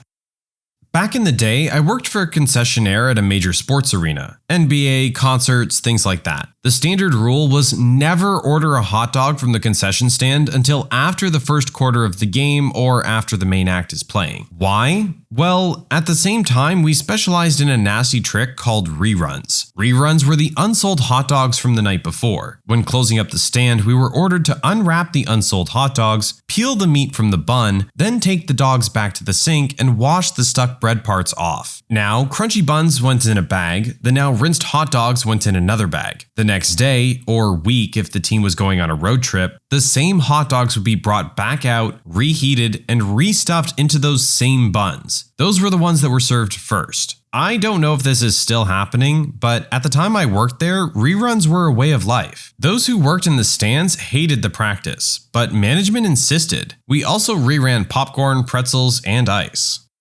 Retail workers of Reddit, what's your Black Friday horror story? We had a lady call the police on our store because we sold out of a TV. I really wish I was lying. They came too. I worked at a store that had a service department. They couldn't bring anything up at the service counter, but they had a computer which made it look like a register. A guy was standing there patiently waiting to be rung up. Finally, somebody notices him and asks what he needs. "I'd like to pay," he says. "I'm sorry, this isn't a register," replies the service tech. The guy then proceeds to try and convince the service tech to let him pay because the line for the main registers is 3 hours long. Of course, the service tech couldn't because he didn't have a register. He just had a computer for making appointments and such. So after 15 minutes of argument, the guy moves off to find the line. Here's the fun part. While he was arguing, somebody else saw him standing by something that looked like a register, so got in line behind him. Then, people saw the shorter line and got in behind them. With nobody to control it, the line to nowhere grew quickly. 15 minutes was all it took for the not line to snake all the way around the department. So when the doofus who started this whole fiasco went to find the right line, he found the end of the line that he had started. Then the guy behind him heard that there wasn't a register, so he followed the first guy. Then the next customer followed the second, and so on. They walked around in a circle for an hour before somebody noticed them. We almost had a riot when a manager had to tell 100 people that they weren't in line and had just waited an hour for nothing. That same year, we had several scuffles at points where the register line had forked into 2 lines. From then on, we marked off a huge register path and had several employees just manage the line.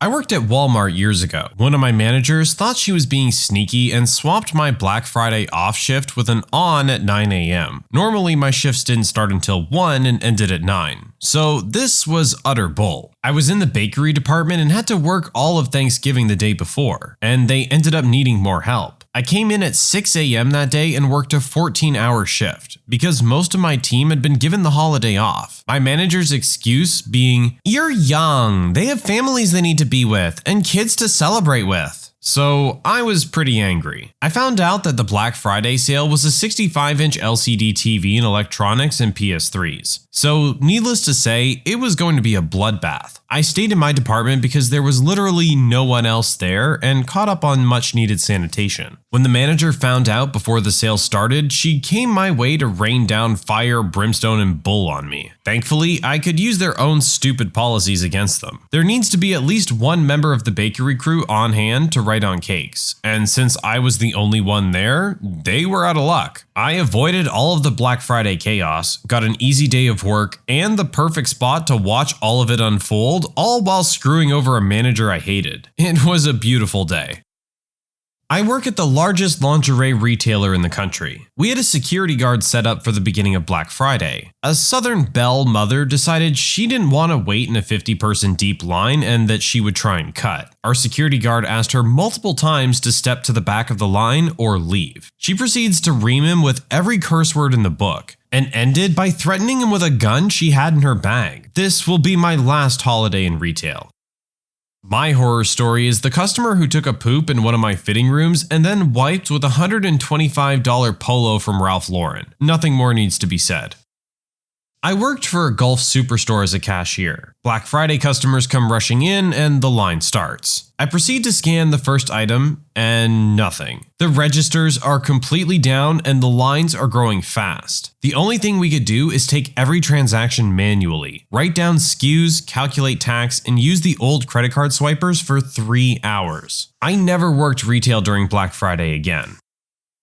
The store is absolutely packed and a larger trailer trash looking woman gets up to the register with 4 coffee machines, about 30 different pieces of clothing, clearly none of which would fit her, and a set of pots and pans and a blender. I'm at the register serving a line of, at this point, probably 20 people. She gets to my register and I ring everything up. Total comes out to about $200, because most of the stuff she's getting is cheap that we sell even cheaper on Black Friday. Of course, as soon as I tell her the total, I'm wrong. So is the register apparently. You double scanned most of it. It should be half that price. No, I didn't, lady. Learn to count. I wish I could say that to her, but my manager is literally right behind me on the other register and would chew me out like no tomorrow. So in my nicest tone of voice, I reply, I don't believe I did. You can even see it right here on the register. If you really want me to, I can start over to make sure nothing's scanned more than once though. Of course, she ignores the whole thing and just tries to pay. She's clearly not been to the store before, because our old register system requires us to take your card and swipe it ourselves. She spends a few seconds looking around for where she can scan her card, and I chime in, we have to scan it up here, ma'am. System is too old for us to have something where you scan the card. I'm so sorry about that. She's already angry enough and trying to fight with me about scanning it herself. Finally, after spitting in my face for a few seconds while I'm forced to smile like the brain-dead monkey corporate thinks I am, she hands me the stupid card. I check the name because legally we have to, and we have to see ID as well. Well, I see the card and immediately expect chaos, because the first name on it is David. She hands me her ID and lo and behold, her name ain't David. I'm sorry, ma'am, I can't legally charge this card. Unless David is with you, in which case I'd need to see his ID. Are you kidding me? This is my son's card. He's letting me use it. He's at home with my husband. Oh, lovely. As if this wasn't bad enough already. I'm sorry, I can't swipe this card unless it's yours. Do you have a different card on you with your name on it? After grumbling for a bit, she finally hands over a different card. Go through the normal motions and the card is declined. Great. How can this get any worse? Your card was declined, ma'am. Cue me getting screamed at in front of an ever-growing impatient live audience. Let me talk to your manager.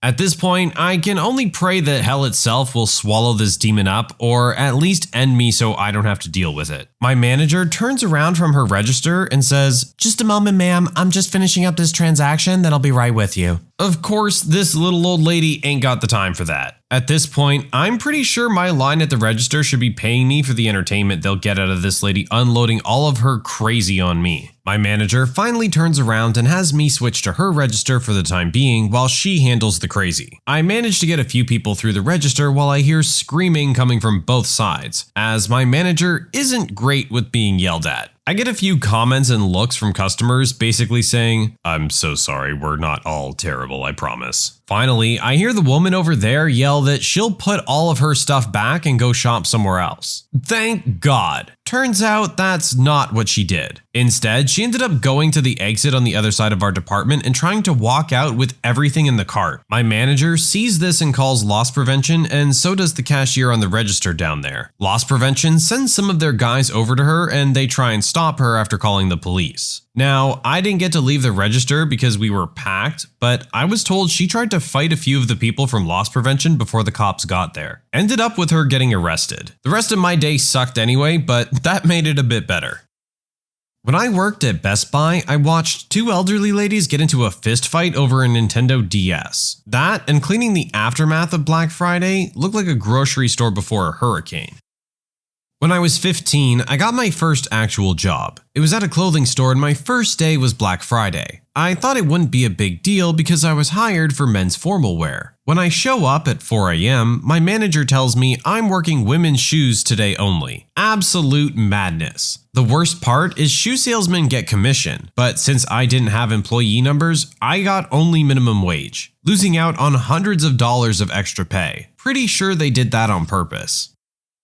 I worked at Walmart during Black Friday about 12 to 13 years ago. The hot items that year were $10 DVD players and trampolines. The DVD players were stacked on 2 tables near the registers and the trampolines were in sporting goods. I'm walking to the receiving area in the back, and someone from Sporting Goods asks if I can grab a U-boat or L-cart to load up the last trampoline. I had to go all the way to grocery to get one, and as I'm coming back, someone asks about an item. So I walk 2 feet away from my cart, and some woman grabs it and runs towards Sporting Goods. I get there, and the woman and husband are loading up the trampoline, and it wasn't even for them. The other lady that had it and purchased it, had the receipt and all, just needed to carry out, said, "Hey, that's mine!" And the husband got in her face and said, "What are you gonna do about it?" They started to walk off, and I was shocked at that point. And the husband looked at me and said, "What's your problem?" I just smiled and told the sporting goods guy to call management. The husband then said, "Run, honey!" And they booked it to the front. They made it out of the store with the trampoline, too. Then I get to the front near the $10 DVD players. One older woman grabs the last one left on one of the 2 tables. Another lady grabs the same one. They scuffle. One lady decks the other one into the other table full of $10 DVD players. They all fall over and she runs, never dealing with that again.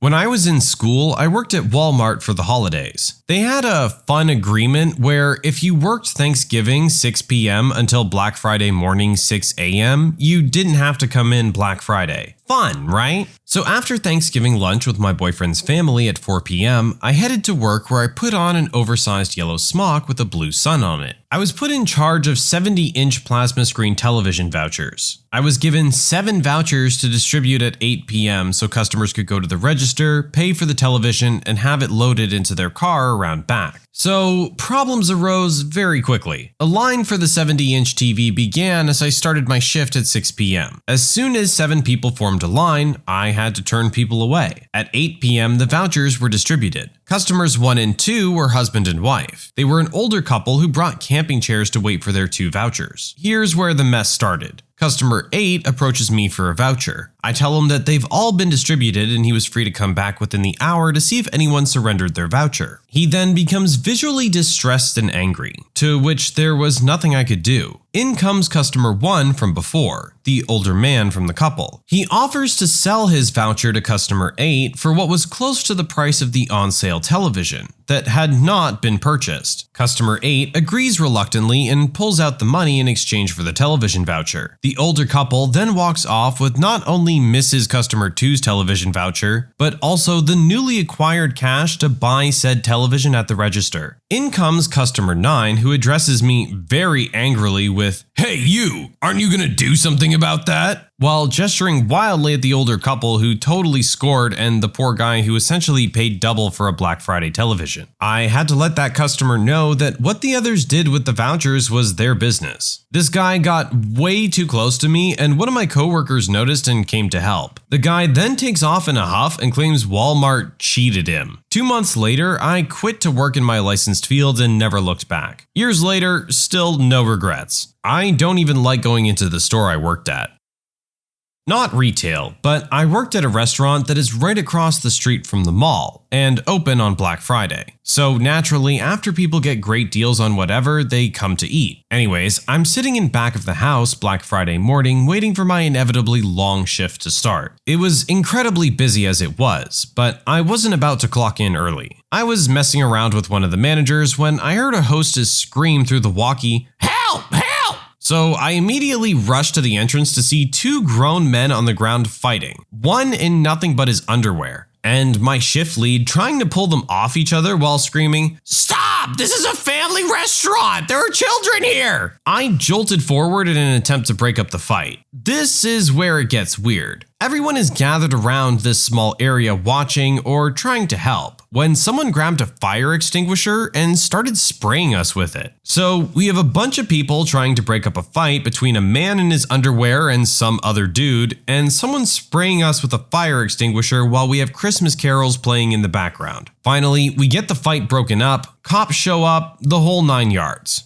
Guy number 1 got the last TV voucher from Best Buy, and guy number 2 was very angry about that. So he followed him over to the restaurant to try and buy the TV from him. Guy 1 told guy 2 to screw off, so guy 2 took off his pants and started to fight guy 1. My Black Friday 2 years ago was just the opposite of crazy. I used to work in a grocery store, so it was absolutely dead the whole shift. I've never been so utterly and thoroughly bored before or since. I would have killed for some crazy things to happen, just so I could have a chuckle about it the next day.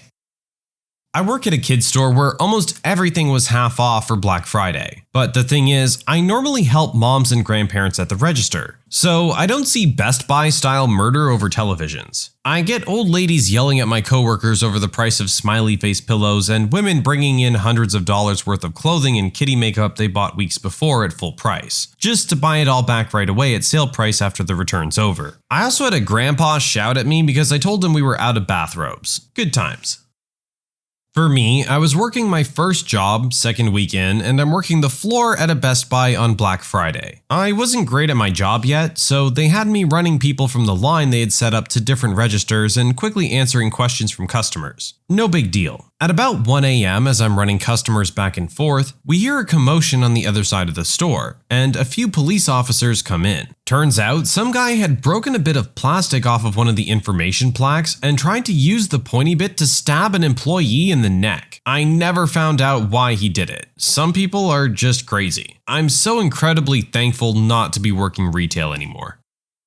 When I was working at Walmart, me and another coworker had a lady come in during our Black Thursday sale with her children. She was going around shopping with her kids for a while, but then saw me and my coworker in the bedding department and left her children with us, asking for us to watch them while she went to get some products. Before we were able to tell her no, she disappears and doesn't come back for her kids for 20 minutes. Both of us are just standing there watching her kids slowly freak out and cry for their mother, wondering if she's gonna come back. My supervisor then walks by and sees what's going on, and we filter in. She was quite annoyed with the mother, who by this point has yet to make an appearance. When mom finally showed, her children rushed to her, and my supervisor had a chat with her. Unfortunately, I didn't catch what my supervisor said to her.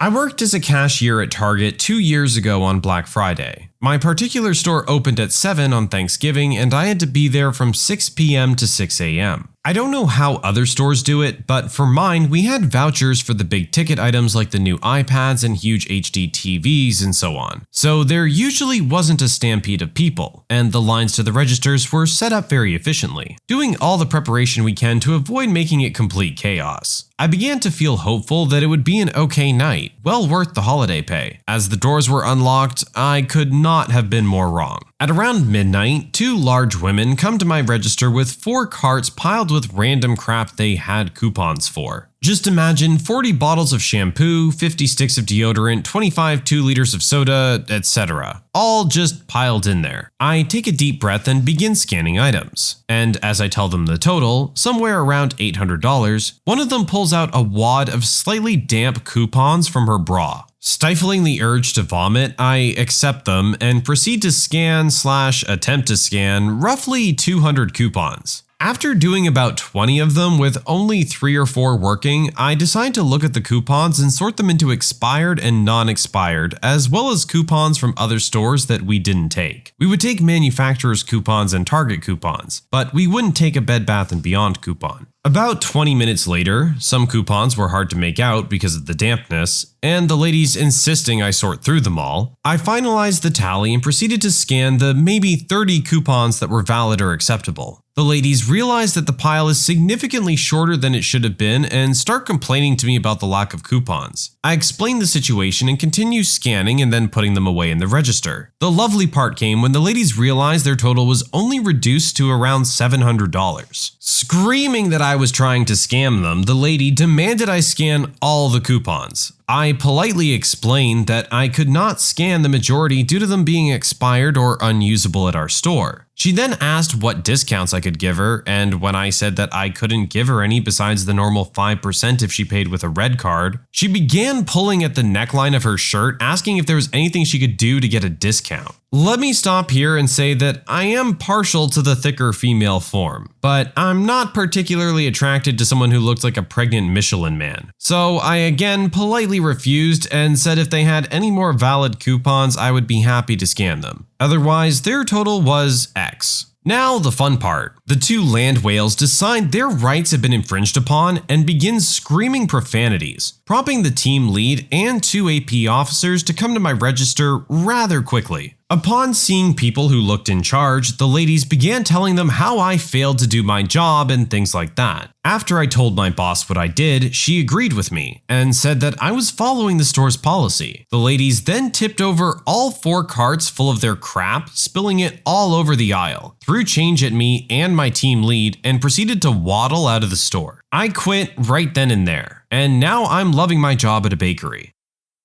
About 6 years ago, I was working at a mall bookstore's cafe. I had the opening shift, which, thankfully, because it was in a mall, was 8 AM to 2 PM. Unfortunately, the late shift person called in sick, so I had 2 hours off before a 4 PM to close shift. While that sucks, it wasn't the worst part of my day. I actually had a customer who was stalking me and spent the entire day sitting in the cafe reading a book and occasionally coming up to order something new. Anytime I wasn't behind the counter or in the back room, he followed me around, including during my 2-hour shift gap. I didn't dare go to my car on my break because I didn't want him knowing what it looked like, and my manager didn't want to call security on him if he didn't actually approach me. Worst Black Friday ever. Luckily, 2 weeks later, he did approach me while I was working and asked if he could clip my fingernails as a keepsake. That was enough to get him banned from not only the store, but also the mall. My manager also made sure someone walked me to my car for the next few months, so it was all good.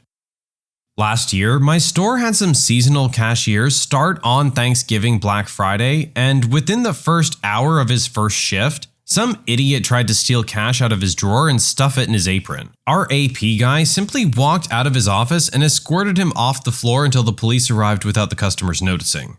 Parents of Reddit, what is your kid doing or wearing that you hope is just a phase?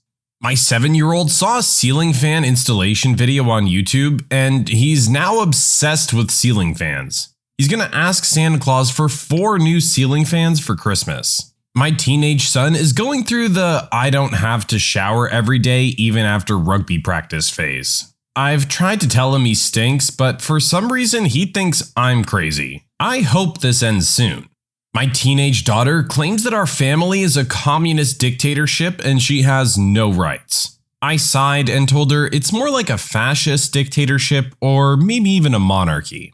He won't shave his beard. He's 17 and it's very thin and long. Reminds me of the first time I saw my own armpit hair when I was in middle school. I'm getting married next week and I asked him to shave. And he said, "But Mom, it'll take me like 2 years to grow it back." So we compromised that he would at least trim it shorter.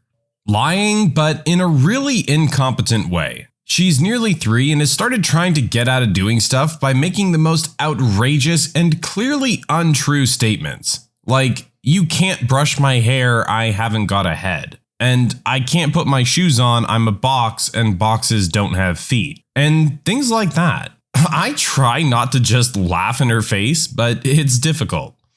My 12-year-old is obsessed with Five Nights at Freddy's. It wouldn't be so bad if every electronic device he got his hands on didn't get a profile or something named after some weird animatronic character. He made 4 new separate user accounts on the netbook that we let him use to play Minecraft, named them all after FNAF characters.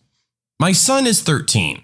He recently started insisting on tucking his pants, usually sweatpants, into his socks, and pulling his socks up and then wearing sandals. I told him he looks like a pirate with 2 wooden legs. He's a tall, thin stick of a boy. So far, no one else has mentioned it to him, so he thinks I'm just being silly. So my 4-year-old is obsessed with Minecraft. I enjoy it quite a lot also, but I'm really only playing it because he wants to watch. But he keeps wanting me to do creepy things. Like the latest thing he wants me to do is to build tracks and collect all of the villagers into a place and build a machine to kill them. I know they aren't real people or anything, but no, I'm not going to build concentration camps. My son is wearing pull-ups, and if the smell is any indication, he's currently crapping his pants while grunting and telling me right to my face that he doesn't have to go poop. This is getting really old. I have a 14-year-old who is obsessed with socks. He spent like $19 on a single pair of socks. They have to be these Nike Elite gold-plated something. I hope he grows out of this fast. Crying. Just crying and screaming for hours and hours and hours to the point where I consider taking him to be seen by a doctor. Then, just as I'm about to arrange it, he stops. Then does it again. He's only 5 days old, but I'm already feeling the pressure and stress.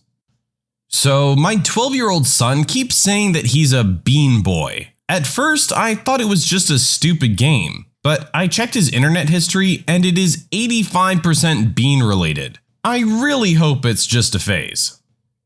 My 10 and 13-year-old are all hot topic, all the time. As a legit punk kid back in the 80s, this seems wrong to me. My tights were shredded because I was too poor to get new ones. It was just a bonus that they look cool. Hot Topic has some cool things, but I feel like it should be utilized to enhance a look, not to just be a head-to-toe walking marketing ad for their stuff. My 5-year-old is hitting that kindergarten phase where he's stretching his wings, experimenting with independence, and seeing exactly how far he can push his parents before something really bad happens. He'll sneer or glare at you when you tell him not to do something bad. But once you get in his face and tell him in no uncertain terms exactly what'll happen to him if he keeps it up, he starts crying. Can't have it both ways, bud. If you're old enough to run out into the street by yourself and laugh the first time I yell at you about it, you're too old to get out of a punishment by crying like a baby. His sister went through this phase too, and she got over it. Now she's the sweetest, most empathetic, most respectful little thing you could ever dream of raising. I'm sure he'll get there too. My 5-year-old is obsessed with Bowser from Mario Brothers. He talks about him all the time. It's getting old, and I wonder what the other kids in his kindergarten class think. Or maybe they obsess about similar things too. My 3-year-old has just discovered his personal bits and can not only pee in the potty, but if properly angled, can form a fine arc of urine that will land on anything he aims it at, which at the moment tends to be the cat. Yes, my toddler is peeing on the cat, which then runs all over the place, getting it everywhere. Thank you, toddler. Your girlfriends of the future will be hearing all about this. Not my parents, but my brothers hope that listening to rock music is just a phase. I'm a 20-year-old black man. God, please help me. My son has a fedora. Knee-high, neon-colored Nike socks. With shorts, naturally. Elementary school fashion can be mind-boggling. Growling loudly at everything. He's 2.5. Just flew to Orlando from the UK. Funny for the first hour, not so much for the next 8 or so. Minecraft and KSP. Granted, I play a lot of KSP, but I had to buy his own laptop and get it for him because he was messing up daddy's missions. My son has lately become obsessed with designer clothes that I can't afford at all. He's been pestering for a hoodie from some Born by Wolves or something like that, and I can't fathom how any sane person would pay $175 for a hoodie. I hope he grows out of it and starts saving the money I give him instead of spending it irresponsibly like he's doing now. Pull-ups at night. He's gonna be 7, and although most mornings that pull-up is relatively dry, I'm looking forward to never buying another diaper or pull-up again. My 5-year-old is 100% bathroom independent. He just forgets to wipe half the time. He also has a bad habit of waiting until the last possible minute he can hold his pee. This means he either A, unleashes the beast and lets fly, or B, has trouble with his belt and wets himself. Sure, it's sort of fun predicting when the cross-house potty sprint is going to occur, but it cannot be healthy. Pooping in the shower and towing it down the drain. He gets it on the curtains and everything. No idea how he does it. My 12-year-old has been obsessed with yo-yos for a while now. I was afraid he was going to get picked on at school because of it. Turns out he's gotten a bunch of other kids interested in them, enough that they're starting a yo-yo club to teach each other yo-yo tricks. One of their APs is going to help with that part, and the engineering teacher is going to help them design and make yo-yos on the new 3D printers. My son is almost 2 and he loves Dark Souls. Everything about it. He watches speedruns, walkthroughs all day. I've tried to get him to watch little kid programming and he won't. He watches for a whole 2 minutes and then brings me the Xbox controller and says, "Ma, Dark Soul." He has swords and shields and he enjoys sword fighting now. If you pretend to stab him with a sword, he'll fall down, then get up and pretend to crush a life gem. The sound effect included. Praise the sun, I guess. I got the perfect one, but it was me. It was a blue blazer that I had painted with flames on the lapel and a skull on the back. Cool idea, a horrible execution. And the jacket was so ratty. Frozen. She has this one dress that she wears, it gets washed, she wears it again, lather, rinse, repeat. We watch that stupid movie almost every day. She's onto her second copy. She has a cape that goes over her regular clothes on the day her dress is being washed. I can repeat the entire script. I'm over Frozen. Not a parent, but my nephew pretty much lives with us, so close enough. He's 5 and is right in the midst of his picky eating stage. It's so annoying because we'll be eating one thing and he'll insist on eating something else. And he's hardcore, so he'll literally starve himself rather than eat what we're eating. So we usually have to give in. But sometimes we're eating a food he likes, but because he doesn't want that food that day, he'll try to claim he doesn't like it. I don't like pizza though. We ate pizza yesterday. Yeah, but I was just pretending because I don't like pizza. I like pasta. He's a great kid, polite and kind. But sometimes I want to drop kick him a few miles because he's getting on my nerves. Not a parent, but my 14-year-old brother wore shorts to school the last 2 days with temperatures between 0 to minus 10 degrees Celsius. My 3-year-old likes to pull his bits out of his pull-up and yell, "Look at my dingle!" I really hope this stops before I send him to daycare. My son is a brony. I just have to keep reminding myself that he's not drinking or doing drugs. Then again, teenagers have been drinking and doing drugs for centuries, and mostly turn out okay. Aspiring to be a magical horse from a show intended for kids half their age? Not sure how that'll turn out. My 7-year-old daughter will be fully dressed inside as though it's snowing and cold. She also refuses to wear matching gloves or socks. Please keep in mind that it's 76 degrees in my house.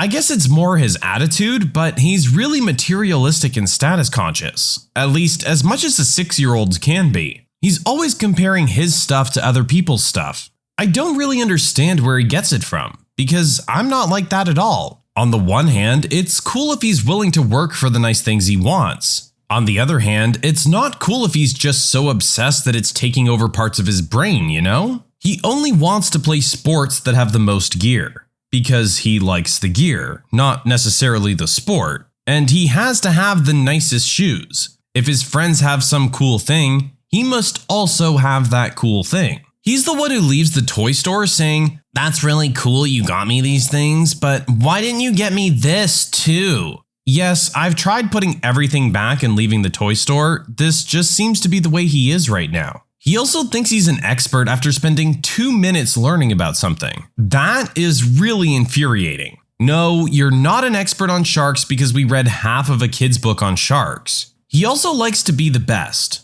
No, you're not good enough to be in the NHL. You're 6. Okay, yeah, you're a good skater now, but guess what? If you just sit there congratulating yourself instead of practicing, all those other guys on your little league team will blow right by you next year. I mean, I don't say this to him. I just tell him to keep practicing. I don't know what to do anymore.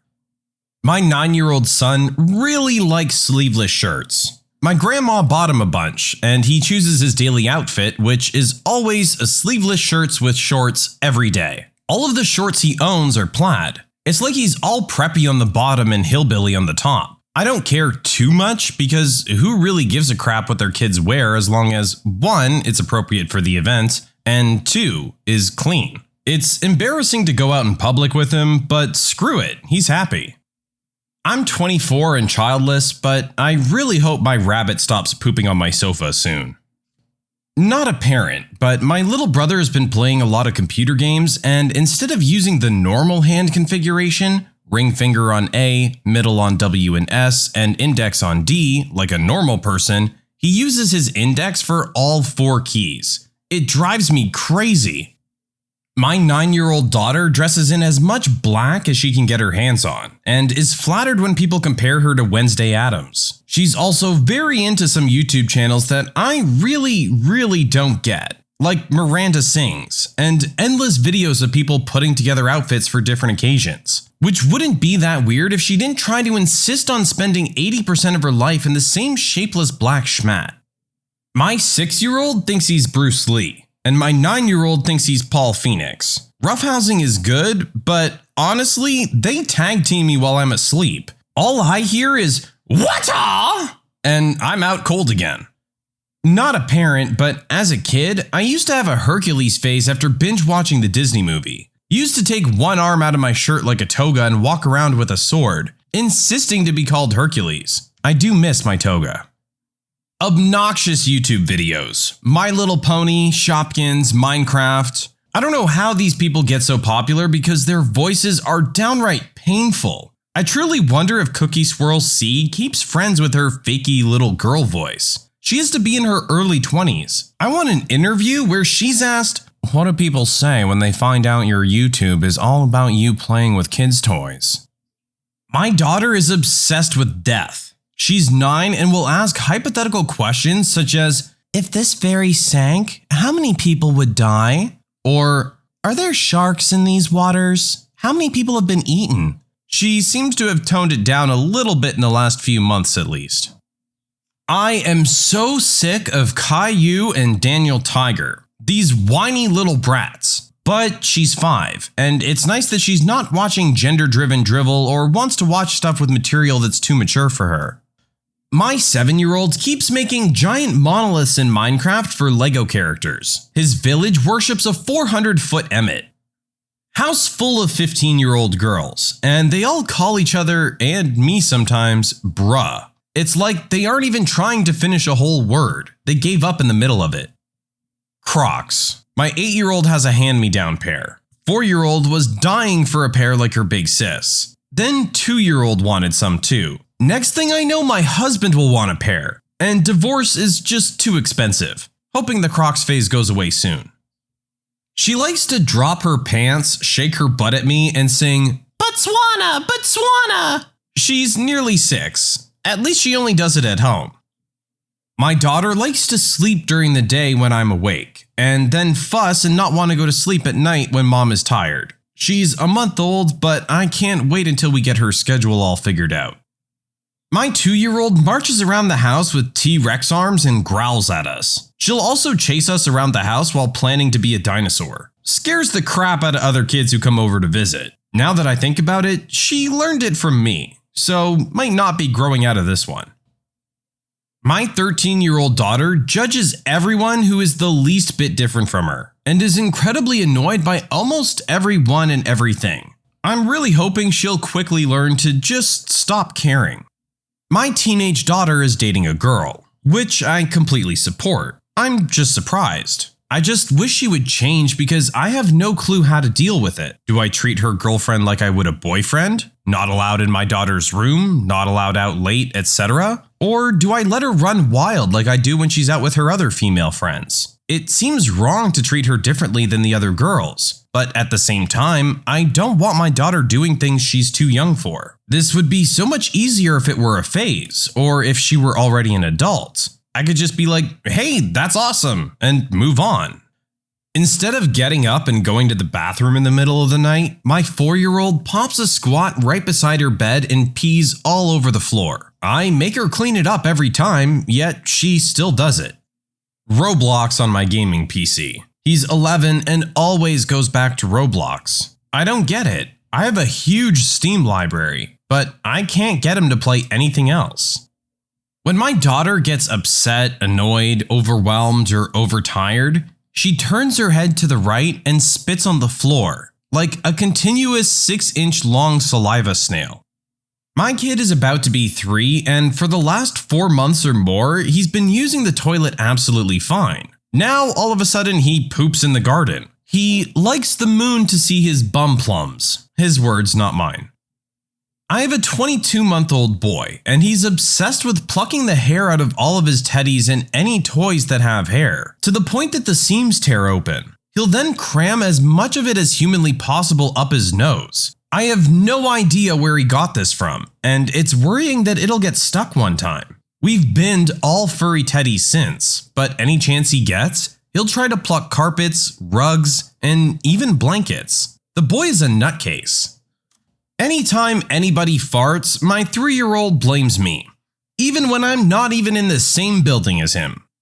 My 2-year-old sucks juice out of his beaker and spits it on the carpet, then tries to suck it back up. It's really gross. I don't know why he does it, and it's really hard to stop him because, dehydration. It's a work in progress. Not my child, but my 11-year-old sister is obsessed with Halo. She's never played it, but loves everything about it. She knows more about it than me. Apparently, Master Chief's name is John. Who knew? If she finds some sort of Halo-related item in a store, she'll buy it and document the opening process by recording it. If she doesn't have the money to buy it, she'll document the find by, of course, recording it. It's not that bad. I find it cute. She also draws a really good Master Chief. She has around 200 plus drawings somewhere. She doesn't draw him to exact detail, kinda adds her own little flair. Also draws those little pet shop toys as Marines. I don't know, she's weird. My 7-year-old son is obsessed with Michael Jackson, specifically Smooth Criminal. He loves Minecraft and Five Nights at Freddy's too, but the MJ thing is borderline disturbing. He had a Michael Jackson birthday party, records videos of himself dancing in costume to Smooth Criminal, has several movies, CDs, a video game, an action figure, several costumes, and can tell you exactly what vitiligo is. He has all of these things because I choose to enthusiastically endorse pretty much anything he does. And I figure the fastest way for something to lose its sparkle is for the parents to think it's cool. Other than people thinking it's strange, his obsession has only caused public awkwardness once. We were out to dinner and there was another family in the restaurant that included 3 teenage sons with huge, luxurious afros. The parents were interracial and my son was open-mouthed gawking at them. The restaurant was a buffet, so there were several passes back and forth by us. And at one point, he whispers to me, "Mom, they look like the Jackson 5. I love their hair." He genuinely admired them and innocently wanted to look at them. But we live in Southeast Texas, so I'm sure they're used to getting gawked at in public for less pleasant reasons. He's too young to understand about the allegations against Michael, and he just thinks most people think MJ was a little strange and made up not nice stories about him because he was famous.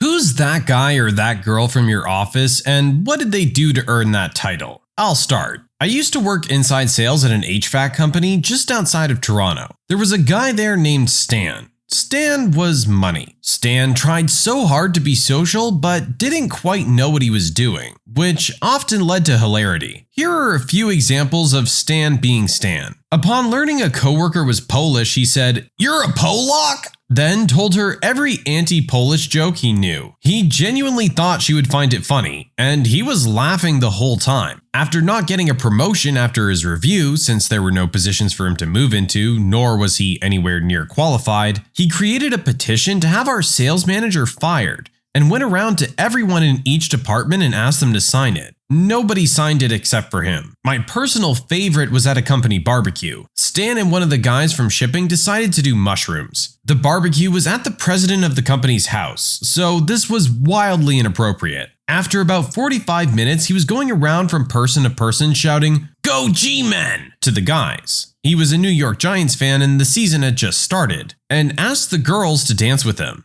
He then told a racist joke to the 65-year-old VP and laughed so hard at his own joke that he started drooling. I miss that guy sometimes. He made work a lot more interesting.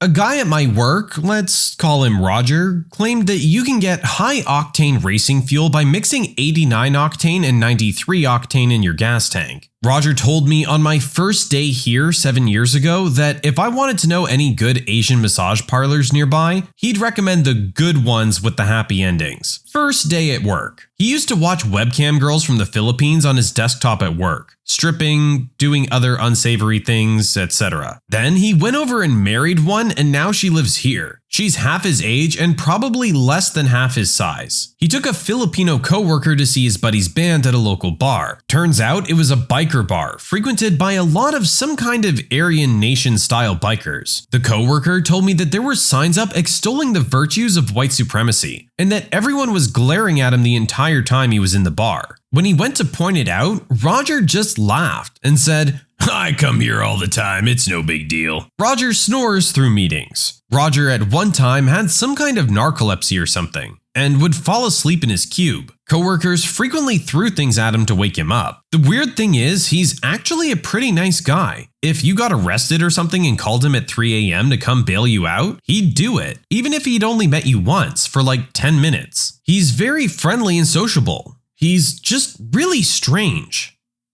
I used to work with Brian, about 230 pounds of pure software geek. He had a full beard like Grizzly Adams. Baths and showers were not on his list of important things to do. Once, we flew him to the client site to help solve a pesky problem. I reminded him to dress for the occasion. I greeted him at the front lobby and was shocked to see him with a collared shirt that had never been ironed and his tie tied directly to his neck. Not under the collar, just wrapped around his neck. When I mentioned it to him, he said, "If that's my only problem, then we're in good shape."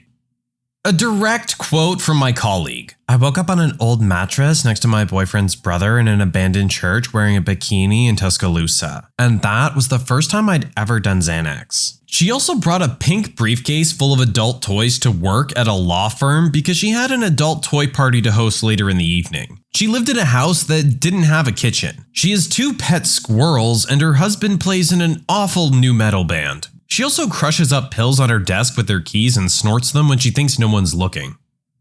We have a one-upper at work who is a gold mine. I can only recall his most recent outlandish claims, which were that he's been in 19 weddings this year, not attended, but been in, and that he had an overweight friend on the top floor of the World Trade Center on 9/11 who made it down to safety and now runs 15 miles a day.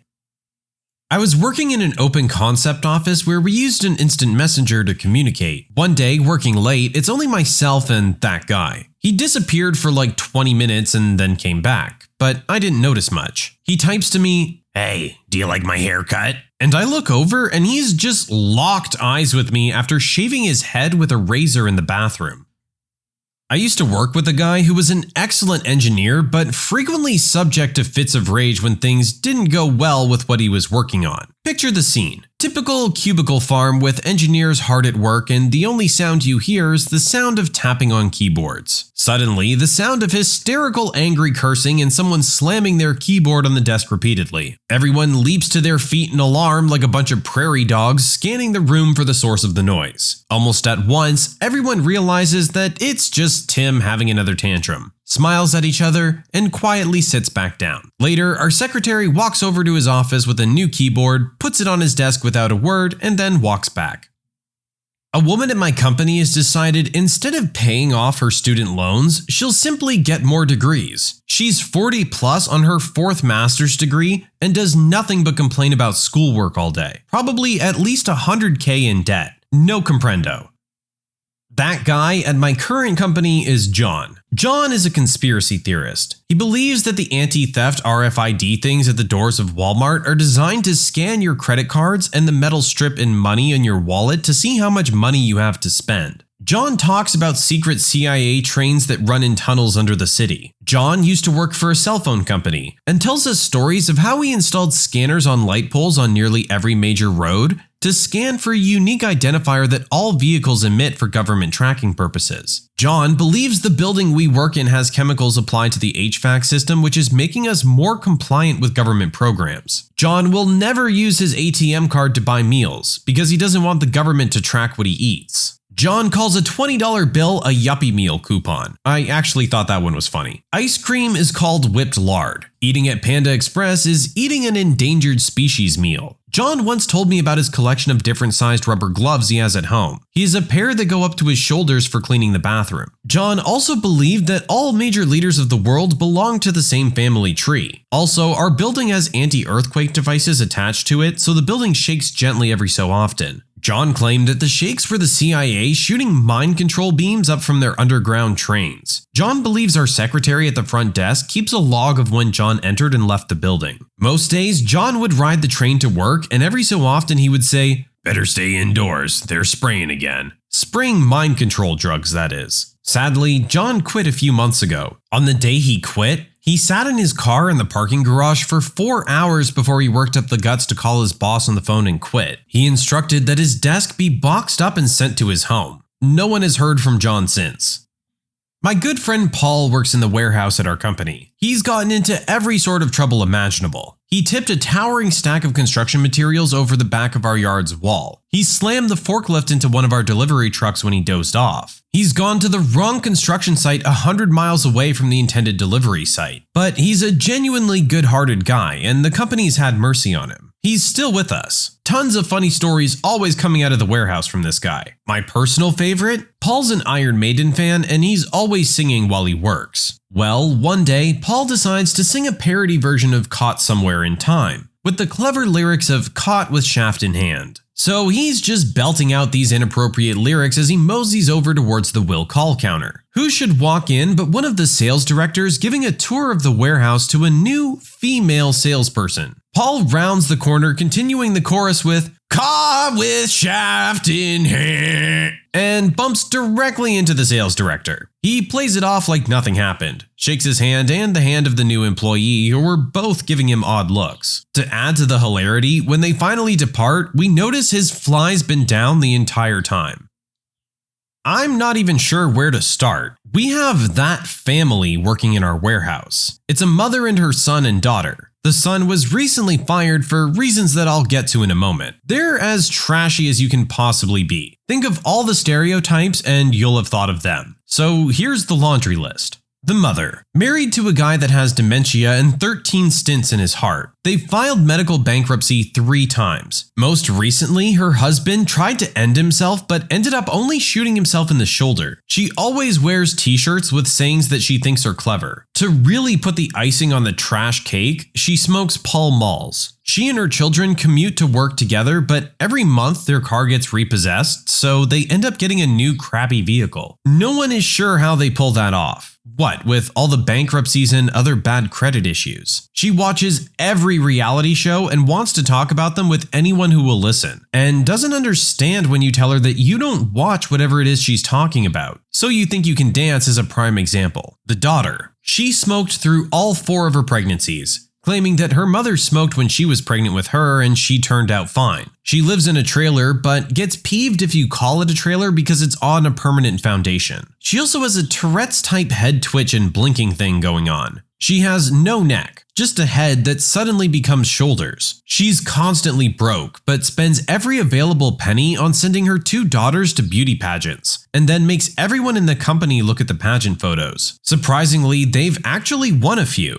I would hate to see what the rest of the competition look like. We know she has some sort of psychosis because she has to be medicated at all times. If not, she sees and hears things that aren't there. This has led to her hiding under her desk screaming and crying. She also has some other medical condition that causes her to always be on her period. We know this because she makes us uncomfortable by talking about it all the time. Once, her husband showed up at our office, and while he was waiting for her, he told us that if he had known how crazy she was, he never would have married her, let alone had kids. To boot, she has 4 wiener dogs, one of which she claims is an attack dog that actually fended off a burglar. It was a very elaborate story that ended with a wiener dog launching himself off of the couch and into the burglar's face, drawing blood. No one was apprehended, so if you see anyone with the telltale signs of a weenie dog attack, please notify the authorities. The son. He always has the worst gas known to man. He was inside of a shipping container unloading products with some of our other employees when he kept farting, which ultimately made all of them throw up. It was ghastly. While talking to him one day, he stuck his hand down the back of his pants and said, "Watch this." He then stuck his finger under his mom's nose and told her to sniff. He'd apparently stuck his finger in his butt because his mom threw up. He then repeated the process with his sister before she could be warned. He had to miss a month of work due to a riding lawnmower explosion. He claimed he had been blowed up. He lives in a trailer on his mom's property, but doesn't have electricity, so they just run extension cords from her trailer. He had a boil on his arm that was believed to be a staph infection, and his mother lanced it with a box cutter. It was disgusting. He had a bad habit of wrecking our forklift, and one day drove it off the loading dock. The forks went into the asphalt about 10 inches, and we had to get a special wrecker to come pull it out. A short time after that, he backed into one of the support beams in the warehouse, knocking it completely out from under the roof. The beam was at least 30 feet long, and it's amazing that no one was injured. Sometimes I would find him sleeping hidden behind pallets in our warehouse during work hours. Eventually, his sister ratted him out for being drunk on the job all the time, which explained all the forklift mishaps. When confronted by his mother about the drinking, he went crazy and tried to beat her and his sister with a baseball bat. Other employees intervened and we called the cops. He took off on foot and was apprehended later that day, vowing to get even with all of us for calling the cops. His mom didn't want us to tell them, but whatever. He was wielding a bat. Needless to say, he doesn't work here anymore. There's so much more, but those are just some of the highlights that I can think of off the top of my head.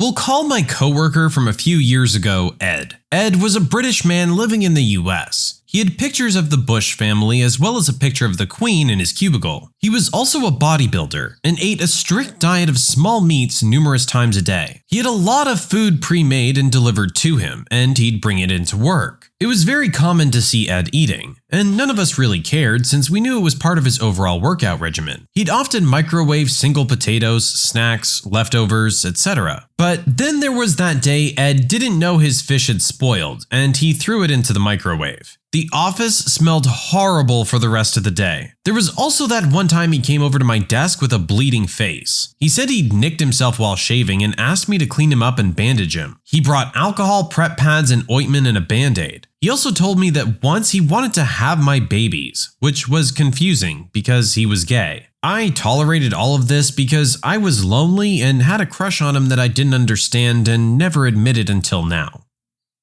There's this one guy who seems nice, but he's really quiet. He basically sits on his computer all day and browses Reddit. Whenever he's given a project, he does it quickly and goes right back to browsing. He probably thinks that we don't realize or care that he hardly does any real work. But believe me, we all know.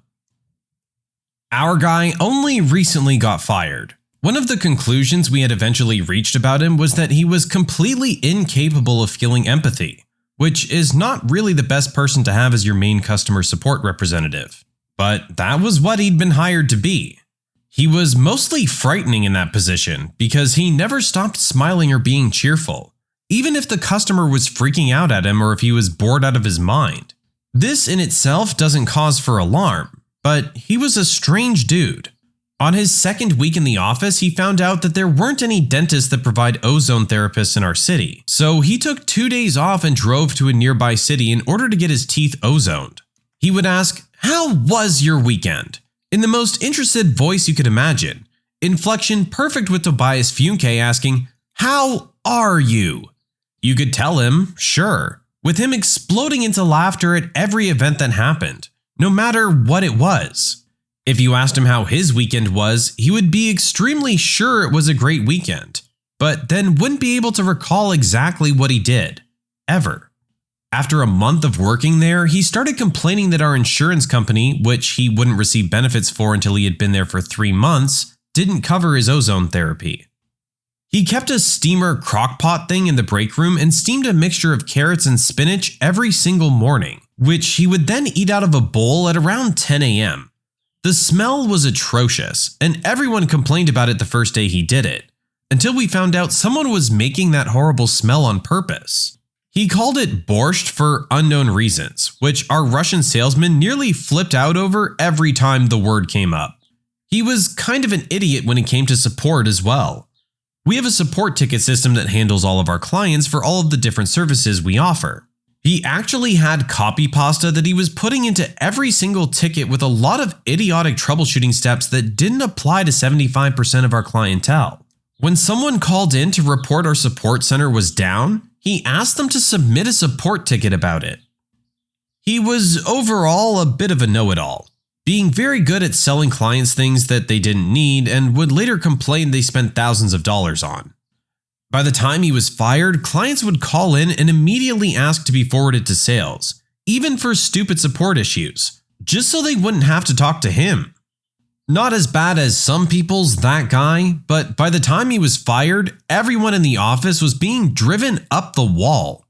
Our number of support tickets submitted this past month are at 50% of what they were at last year, after a steady increase for the rest of the year. And I'm fairly certain it's his fault.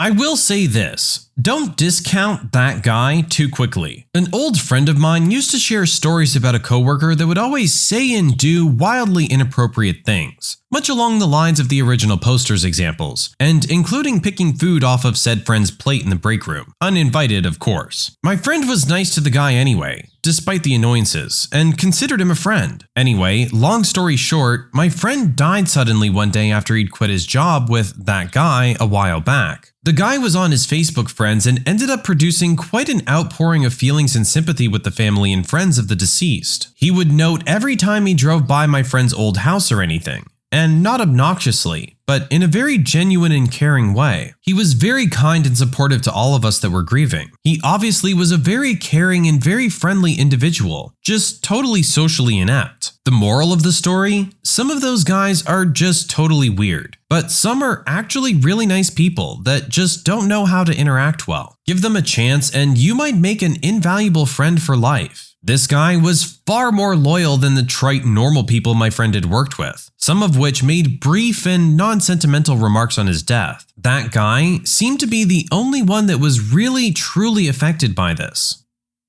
Oh man. Last year, I worked with the most intense guy ever. He was ex-military going back to school for his third undergrad or something. On one particular day while we were listening to NPR, a story came on about someone getting shot during a home robbery. Apparently in South Dakota, there's a law which states if someone breaks into your house, you can shoot them dead and not go to jail. I simply stated that I don't think I would be able to kill a person. And he screams in my face, covering me with spittle, "But it's your right!" It became kind of a meme for the other interns. In another instance, he went on a rage to me about how dumb women are, and I'm a woman, and that their only purposes are for breeding and feeding. I got peeved, slam on the brakes, kick him out of the truck, and tell him he's in timeout and I'll be back when he's not going to be a jerk. Best memory ever. Made even better since we were on an Indian reservation and he was not very fond of natives.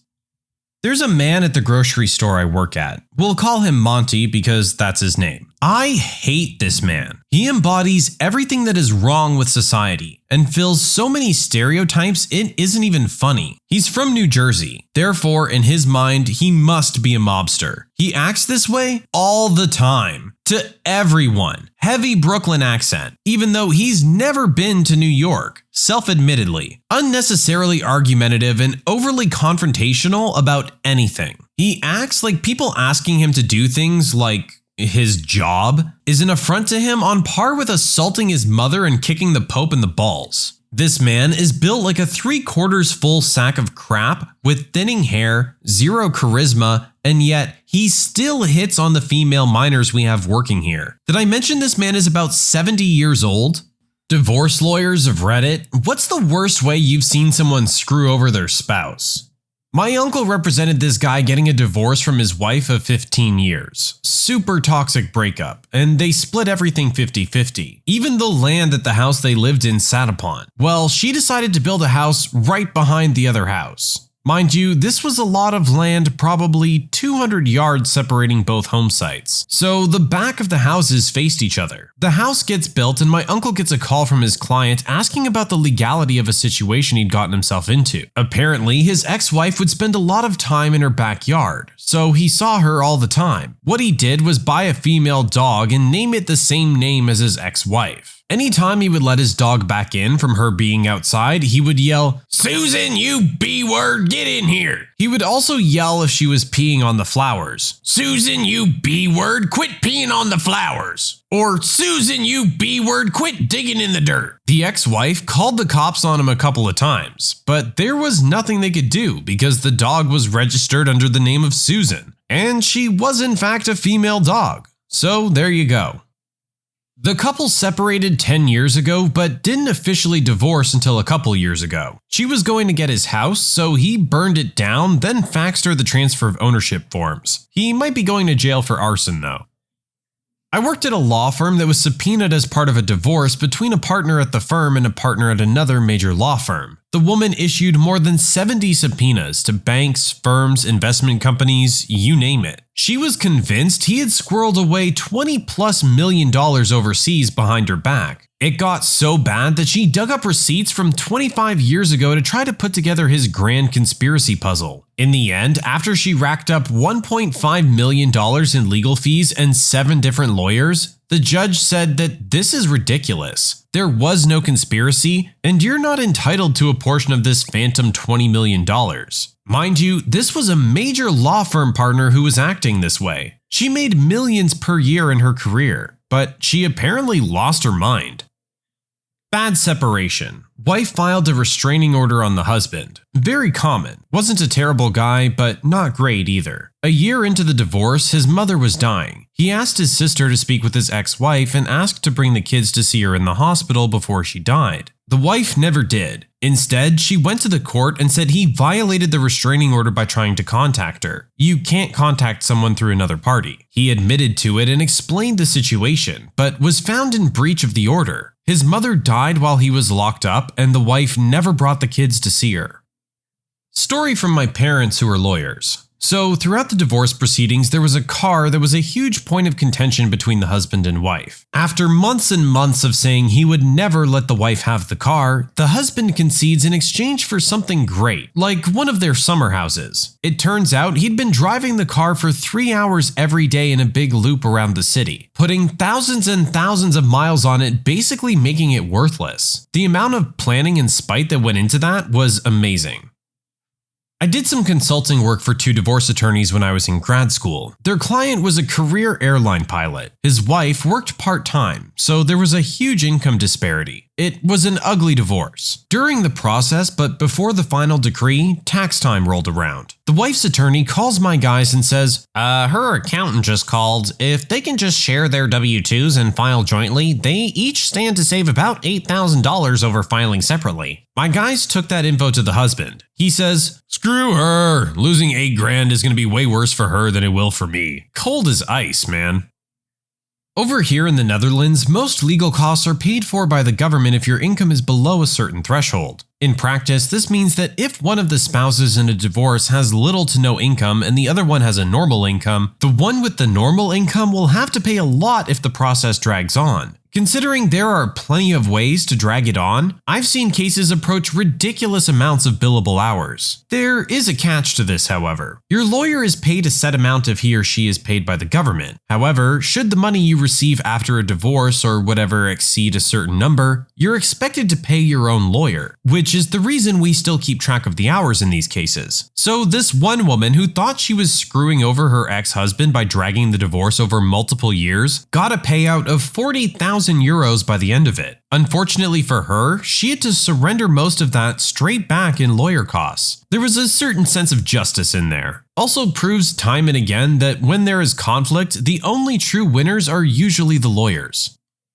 Banker here. Had heaps of situations where joint overdraft/credit card comes up just before the divorce to absolutely surprise one of the parties. Drained down to zero, of course. Especially bad when it's students or young kids who find themselves heartbroken after the breakup and with debt they can't afford. I had a guy who was married to a woman who slept with another guy, had that other guy's baby, and never told the husband. Then, for other reasons, they start filing divorce proceedings. A paternity test is done, the husband finds out the kid isn't his, and the courts rule that he still has to pay child support because it's in the best interests of the kid.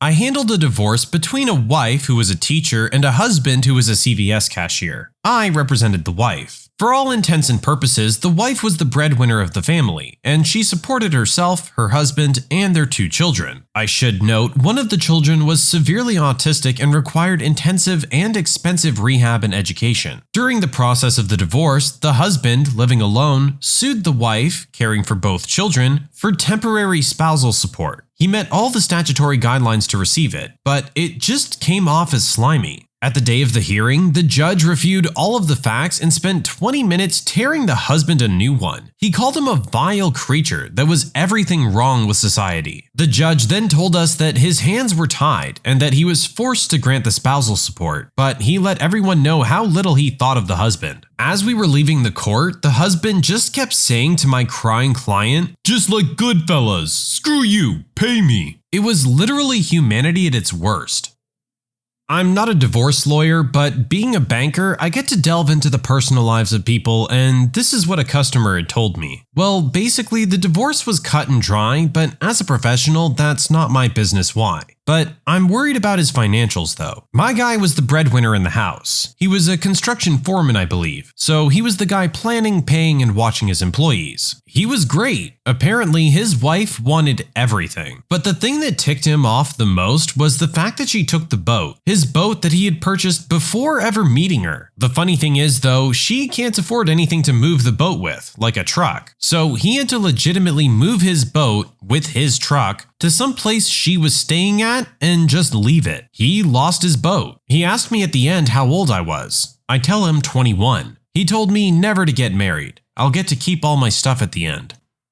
I saw a future ex-wife fight vigorously over disability benefits of a not yet retired career military guy. She had a new guy to bankroller and legal fees were nothing to her. So she dragged out asset division and divorce proceedings for months over not yet accrued disability benefits of her soon-to-be ex-husband. Total amount to which she would have been entitled? About $400. That is before Supreme Court decided disability benefits are not marital property. It was some very petty bull. Wife and husband number 1 divorce with a child. Wife gets custody of child. Husband number 1 pays child support. Wife marries husband number 2. Husband number 2 adopts the child. Husband number 1 is no longer on the hook for child support as husband number 2 is now legally the father. Wife and husband number 2 get a divorce. Because of the adoption, husband number 2 has to pay child support for the child. Wife remarries husband number 1. Now the child lives with husband number 1, the biological father, and husband number 2, the adoptive father, still has to pay child support.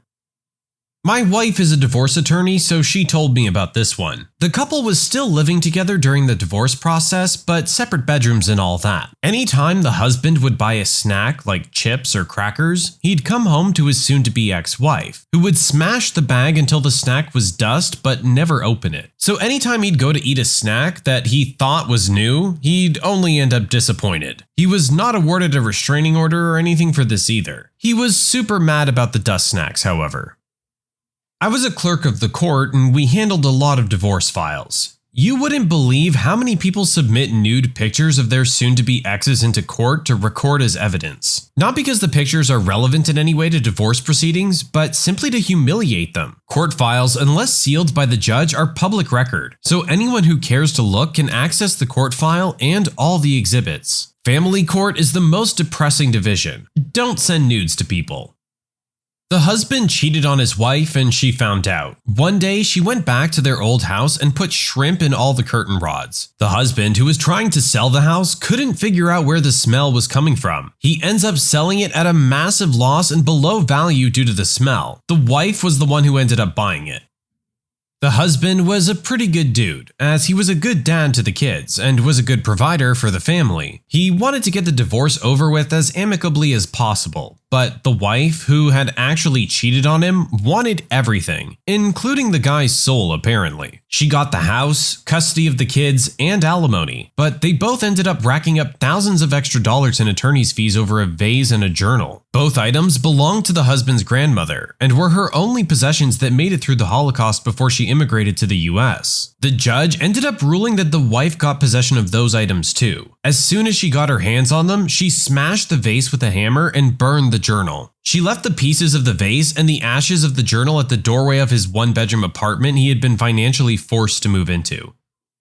I did some work for the attorney on this case. Local investment broker who's done well. Strong practice and very affluent client base. Wife owns a small shop in the local community. A pet pastime. Doesn't really turn profit. Been trying to get pregnant for a couple of years. working with reproductive doctors and clinics. Wife finally gets pregnant, 1 in a million chance. Has the baby, and it's a boy. Fast forward a couple of months. The wife has to go to the market for her shop and takes a day trip to the big city a couple of hours away. The husband prepared for this and takes the opportunity to have the baby tested for paternity. Not his. When they started at the fertility clinic, he was tested and knew he was shooting blanks. So he contacts his attorney, my boss, and we start the plan. While we're preparing the case, we have a PI follow his wife. He follows her to a few doctor visits, tennis lessons, lunch at the country club daily, and hanging out with her friends. Her friends decide to throw her a birthday party at the country club. This is our opportunity. I serve her the divorce papers, loudly asking her name, and after confirming, announce the reason for the divorce: infidelity. You are hereby ordered to appear in the blank county court, blah blah blah. Her friends are stunned. Discovery reveals that she and her friends are all cheating in the same circles. We go to court and present evidence showing the husband is not the father and request to have his name removed from the birth certificate. The judge, not wanting the child to become a ward of the state, orders her to produce a list of all the people she slept with during the reasonable window of conception. She provides the list. During the next court appearance, 10 men show up running the full gamut of personalities. 1 doctor, 1 architect, a tennis coach, 2 chefs, 1 trust fund prince, and a few others to round out the mix. 1 was actually the father of the person they really needed, but when she said John Doe, she didn't specify John Doe Jr. All were ordered to take a DNA test. Our client succeeds in getting his name removed from the birth certificate, no child support, and no alimony. Wife strikes a deal with the baby daddy for child support and support payments for a number of years. She does end up winning. It was the doctor. Part of the agreement is she has to move from the area, paid for by the doctor. NDA signed. The doctor was very rich and must protect his name and reputation. The court allowed no dad on the birth certificate because of guaranteed support for the child, a trust fund.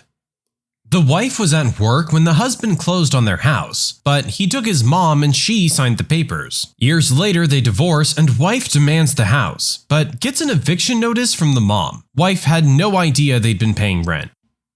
I was approached to handle a post-divorce enforcement proceeding. The guy was owed somewhere in the neighborhood of like $5,000, which hadn't been paid in a few years and was already reduced to judgment. He reached out because he found some money she was squirreling away and he wanted the judgment enforced against it. The money was funds raised through a firehouse benefit dinner which was held for cancer treatments because she was uninsured. I declined.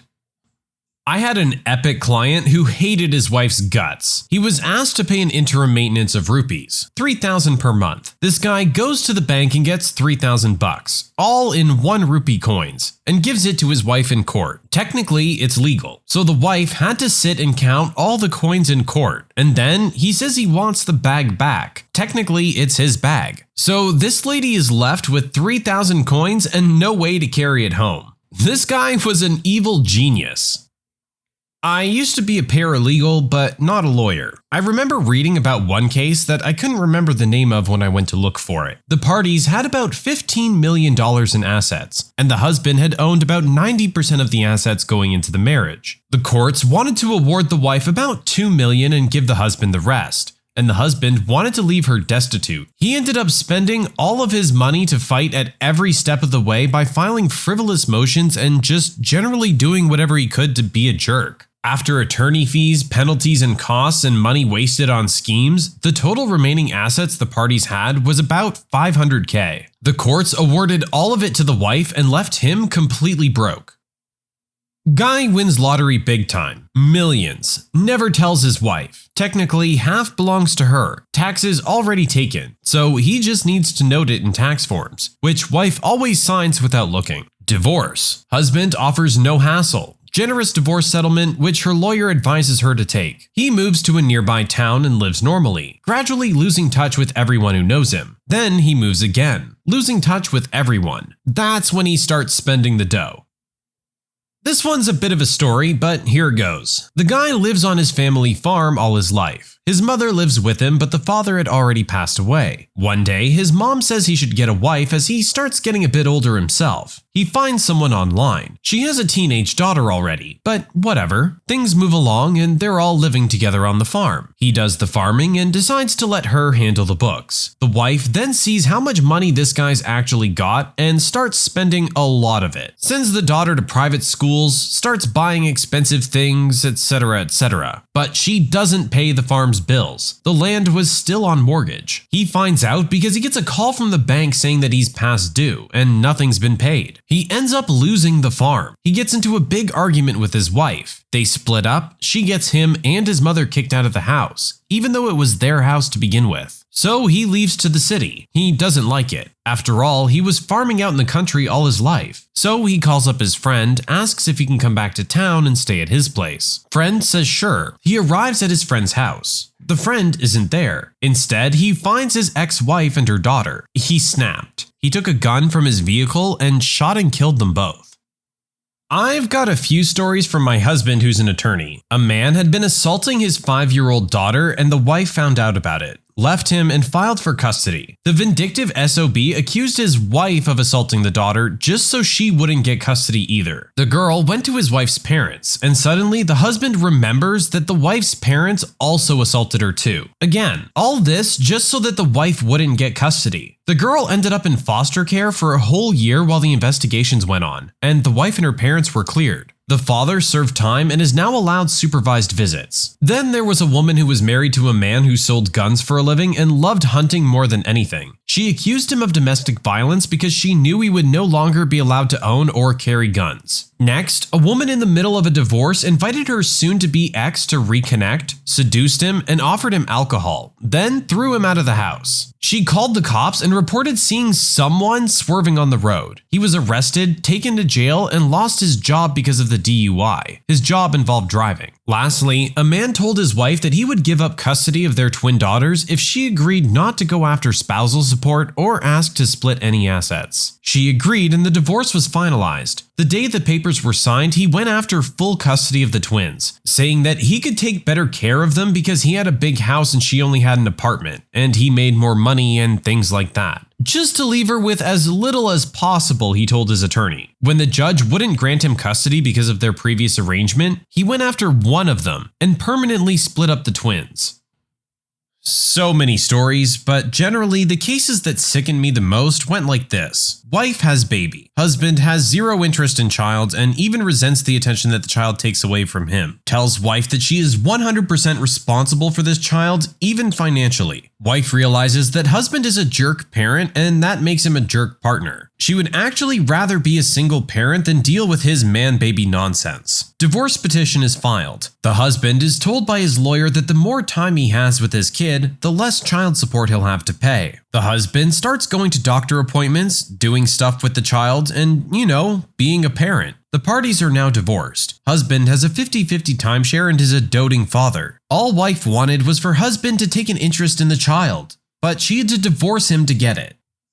I had this case while working as a law clerk. The husband had a fancy job and got stationed abroad, so the wife and 2 kids moved with him. He got a really high salary, all expenses paid, while the wife was a stay-at-home mom with no income of her own. The marriage ended up failing and they moved back home to Sweden, and the wife sued for alimony, which she was entitled to by law, so she would be able to take care of the kids every other week. She hadn't worked for a number of years and had a hard time getting back into the job market, no savings, etc. Suddenly, the husband, who basically hadn't had to pay any bills for several years, claimed he was also broke. He only had around $1 million or so and was forced to spend it on an apartment in one of the most expensive parts of town so he had somewhere to live.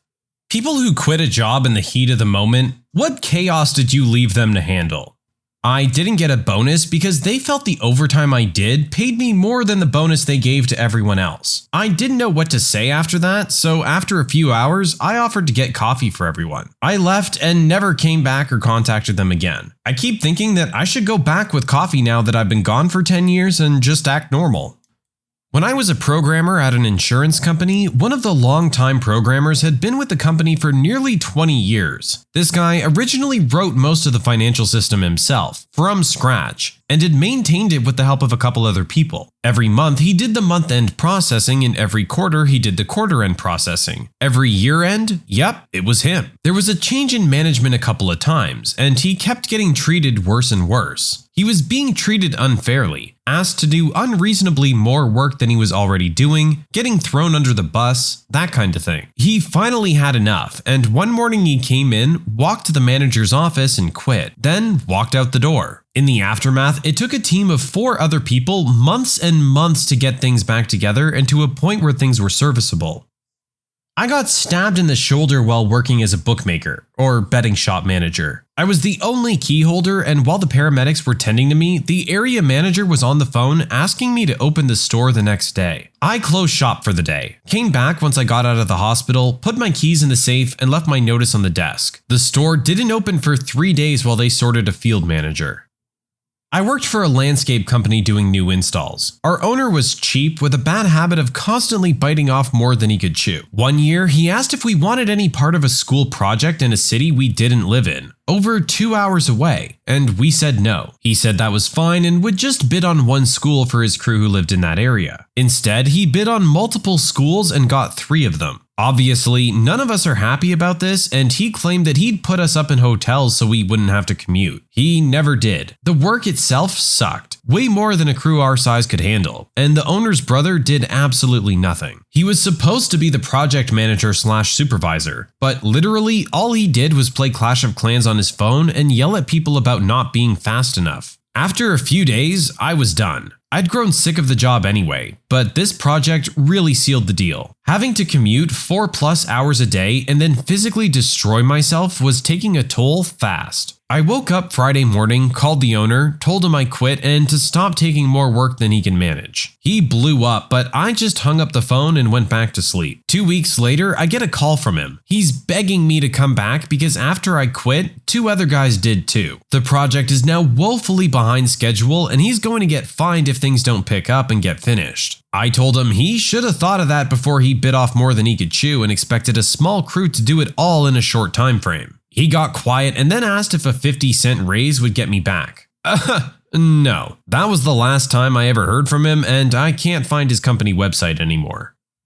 I was an 18-year-old assistant manager at a big pizza franchise. I'd been working open to close for 2 weeks straight because the new GM went on vacation right after taking over the store. When she got back from her vacation, she only worked a half day. I opened and still closed. Then she changed the schedule and took 2 days off. This was the last straw on top of a ton of other crap piled over a year. Multiple new GMs, crappy district manager, awful store politics. I was alone during an unusually large lunch rush and was just done with everyone's crap. I had a make line full of orders, phones ringing, oven full of pizza, orders to be picked up, and a massive bunch of dough sitting on the prep table. I said screw it. I shut the oven off, walked out, and locked the door. Didn't call anyone to let them know. It would be hours before the evening driver would roll in. No prep for the day, no dough for the day except for the blob I'm sure would become a massive mess after rising for hours. A double-deck oven with both belts full of pies wasted and what was probably shaping to be a $1,200 lunch out the window. I hope she was well rested after her time off.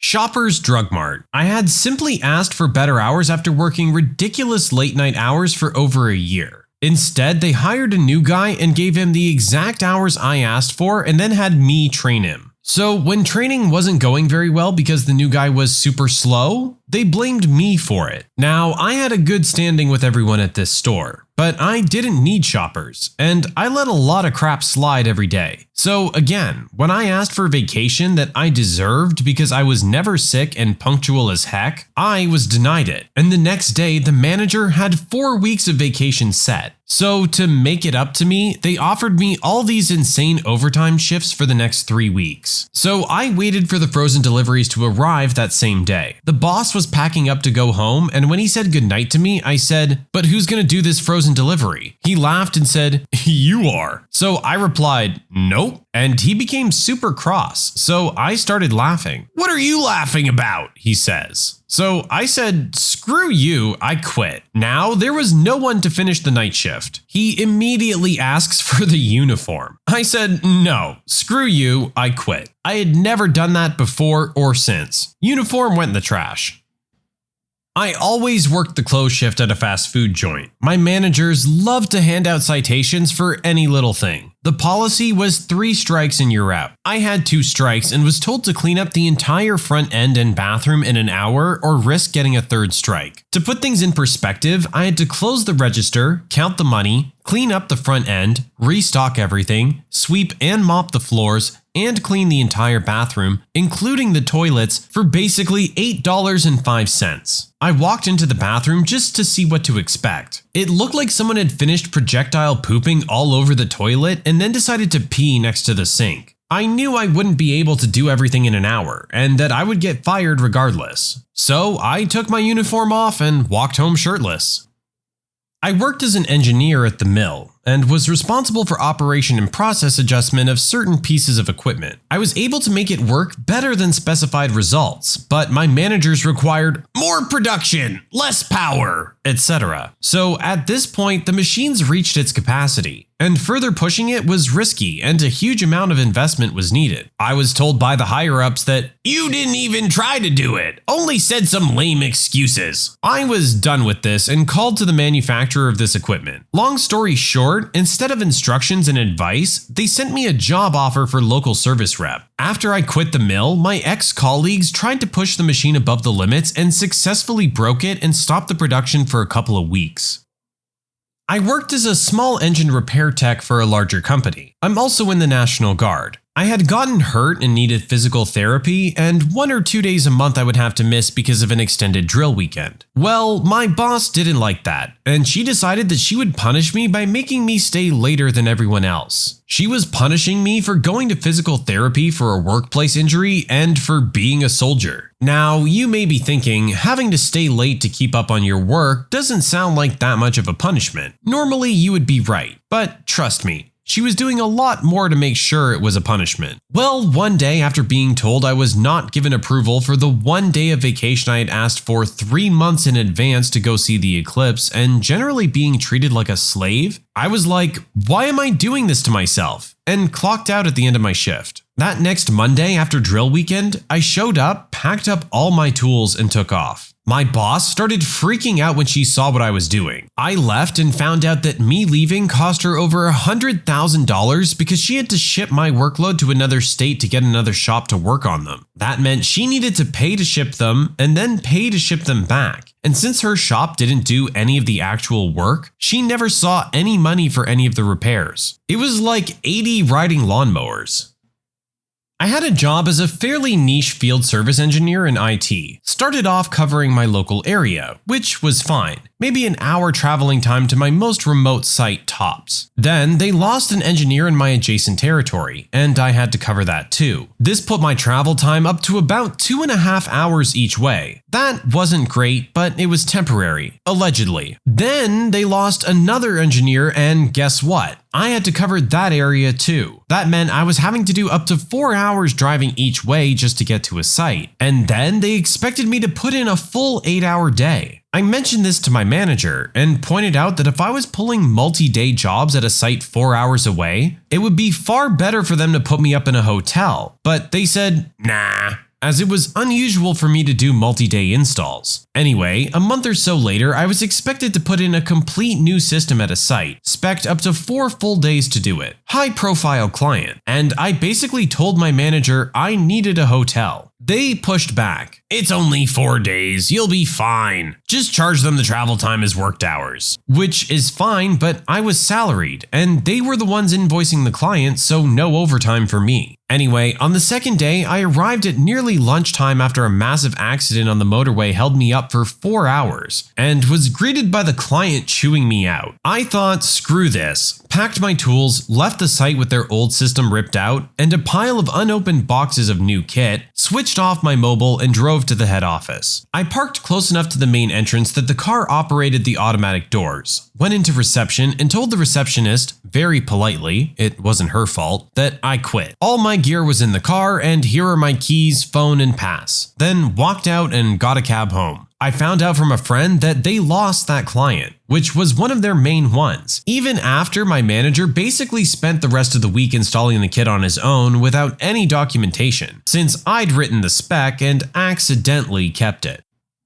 I spent some time working at a gas station where my supervisor would take about 20 smoke breaks a day while demanding that the rest of us work harder. After several days of this and my boss not doing anything about it, I quit in the middle of a pizza order rush.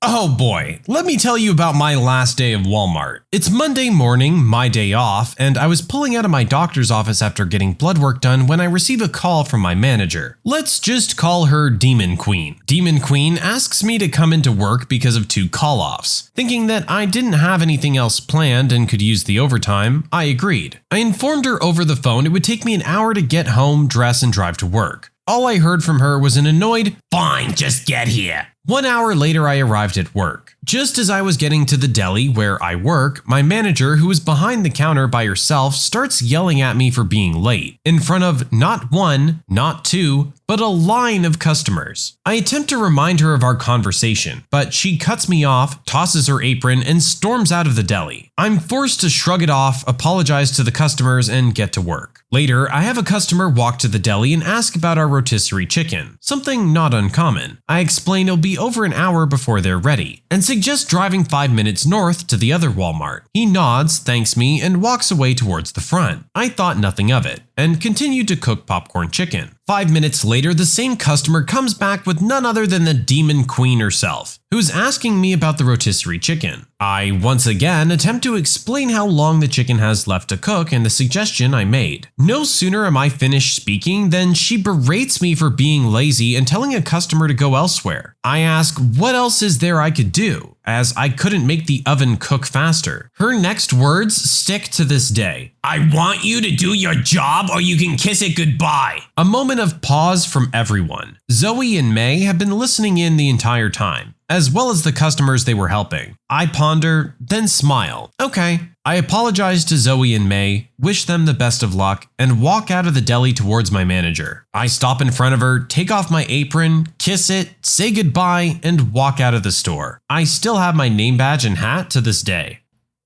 I worked 25 years for a large company in the sales division. I was making 6 figures and had earned my role as VP of the West Coast. My plan was to stick around to retirement, but then we got a new president, and the new president was a jerk to everyone. I saw one sales guy walk up all excited and offer a handshake to meet him. The president didn't shake the extended hand, and instead said, "I can't believe you came here without polishing your shoes." The president gave a directive for me to stop hiring people with business or sales experience and to just start hiring attractive men and women, because in his words, "Their good looks will sell product better than the educated words of a veteran salesperson. Plus, they're young and work cheaper." I went along with this request and made 2 such hires. Then the next request came along. "Tell me, who is the worst member of your team right now?" I explained that my team was number 1 in the company and that we're all doing well, but the weakest one would have to be one 8-year employee who had had a bad year last year. He was making less frequent calls and the quality of calls was dropping. I had to place him on PIP to improve in 3 months. And he did. He busted his butt, worked long hours and weekends, and moved into the number 1 spot on my team. At the end of the 3 months, the president calls me to discuss the PIP. I explain the great progress and that I want to release him from the PIP because he's on track now. The reply was, "Well, there's probably other things wrong with him anyway, so terminate him and document it. Make sure to hire a young, attractive person as a replacement." I quit on the spot with 0 days notice, unusual for a white-collar job, and told him to do his own dirty work. Now I work as a high school teacher. I worked in shipping and receiving for a health food store. Over the past 5 days, everyone else had quit, including supervisors and department heads. I was working a frozen shipment, my regular job. Dairy came in and cheese came in, a little bit over $130,000. Huge fancy cheese and whole wheels, a large generally organic dairy shipment. I refused to sign anything. GM demanded I sign and put it away. Signing was already out of my pay grade. Those numbers made it way out of my pay grade. He then demanded I put it all away. It would have taken the rest of the shift for my own work. I just quit. Screw it. I heard that he signed it and it all went to waste. He ended up getting fired. I've only done this once in my life, but it was a really crazy situation. My first professional job was an event planner for a small business, like 3 people. I was 24 and I worked there for a year. After about 5 months, my boss became extremely abusive. She would make snide little remarks about my terrible skills or time management or organizing. She stopped talking to me and would basically act like I wasn't there unless it was to criticize me for something. One day, she asked me if I implemented a new filing system she had learned from the bank she used to work at. I replied no, as she hadn't yet shown me how to do so. She said, with a stack of papers in her hand, "Well, I guess giving you these would just be useless then." Another example is that she would find little ways in which I was being pert or snide in some way, usually something completely BS, and would make me sign forms saying we had meetings about my behavior and listed all the things we would do to change it and help me grow. Like I worked for a big corporation or something with an HR department, not a private office with literally one boss. If I argued why I wasn't doing so, she made me sign something saying I was refusing training. I literally have no idea who those papers were for. Things like that. It made me so paranoid and unhappy, I spent many lunches crying in my car, and many nights completely stressed out after work. I couldn't understand what had changed, and felt so stupid and helpless. My coworker had just left, so it was just the 2 of us, and I gave my 2 weeks because the thought of being alone in an office with her was unbearable. As soon as I left her office, she called her mom to complain about me ditching her and talked about how happy she would be with me gone, all while I was about 10 feet away in another room with the doors open. I lost it, got up from my desk and grabbed my purse, went to her office and told her I was leaving for good, right this minute. I was shaking and terrified, and she was furious. She told me, "Good luck finding another job in this town. I know everybody." Spoiler alert, I did. The kicker? What I didn't know at the time was that my coworker had been feeding her BS the whole time. When it started to affect how I was being treated and I would complain or talk about it, guess who also told my boss all of that? Yup, with many embellishments of course. I had 0 experience with people like that and overlooked many clues, like how she would stay after work a lot to finish her assignments, when in reality she was staying to tattle on me. I was just so new to the real world and naive. I found all of this out a few months later from one of her friends I ran into who she had also screwed over in some way. It made me stronger, and after I left, my boss had to deal with scrambling to find people to do all of her events, and I'm sure it was hell. I felt happy about that at first, but now that I'm 10 years older, I can see things differently. She definitely could have handled it better, but it was her first boss job too, and she maybe had some things to learn herself.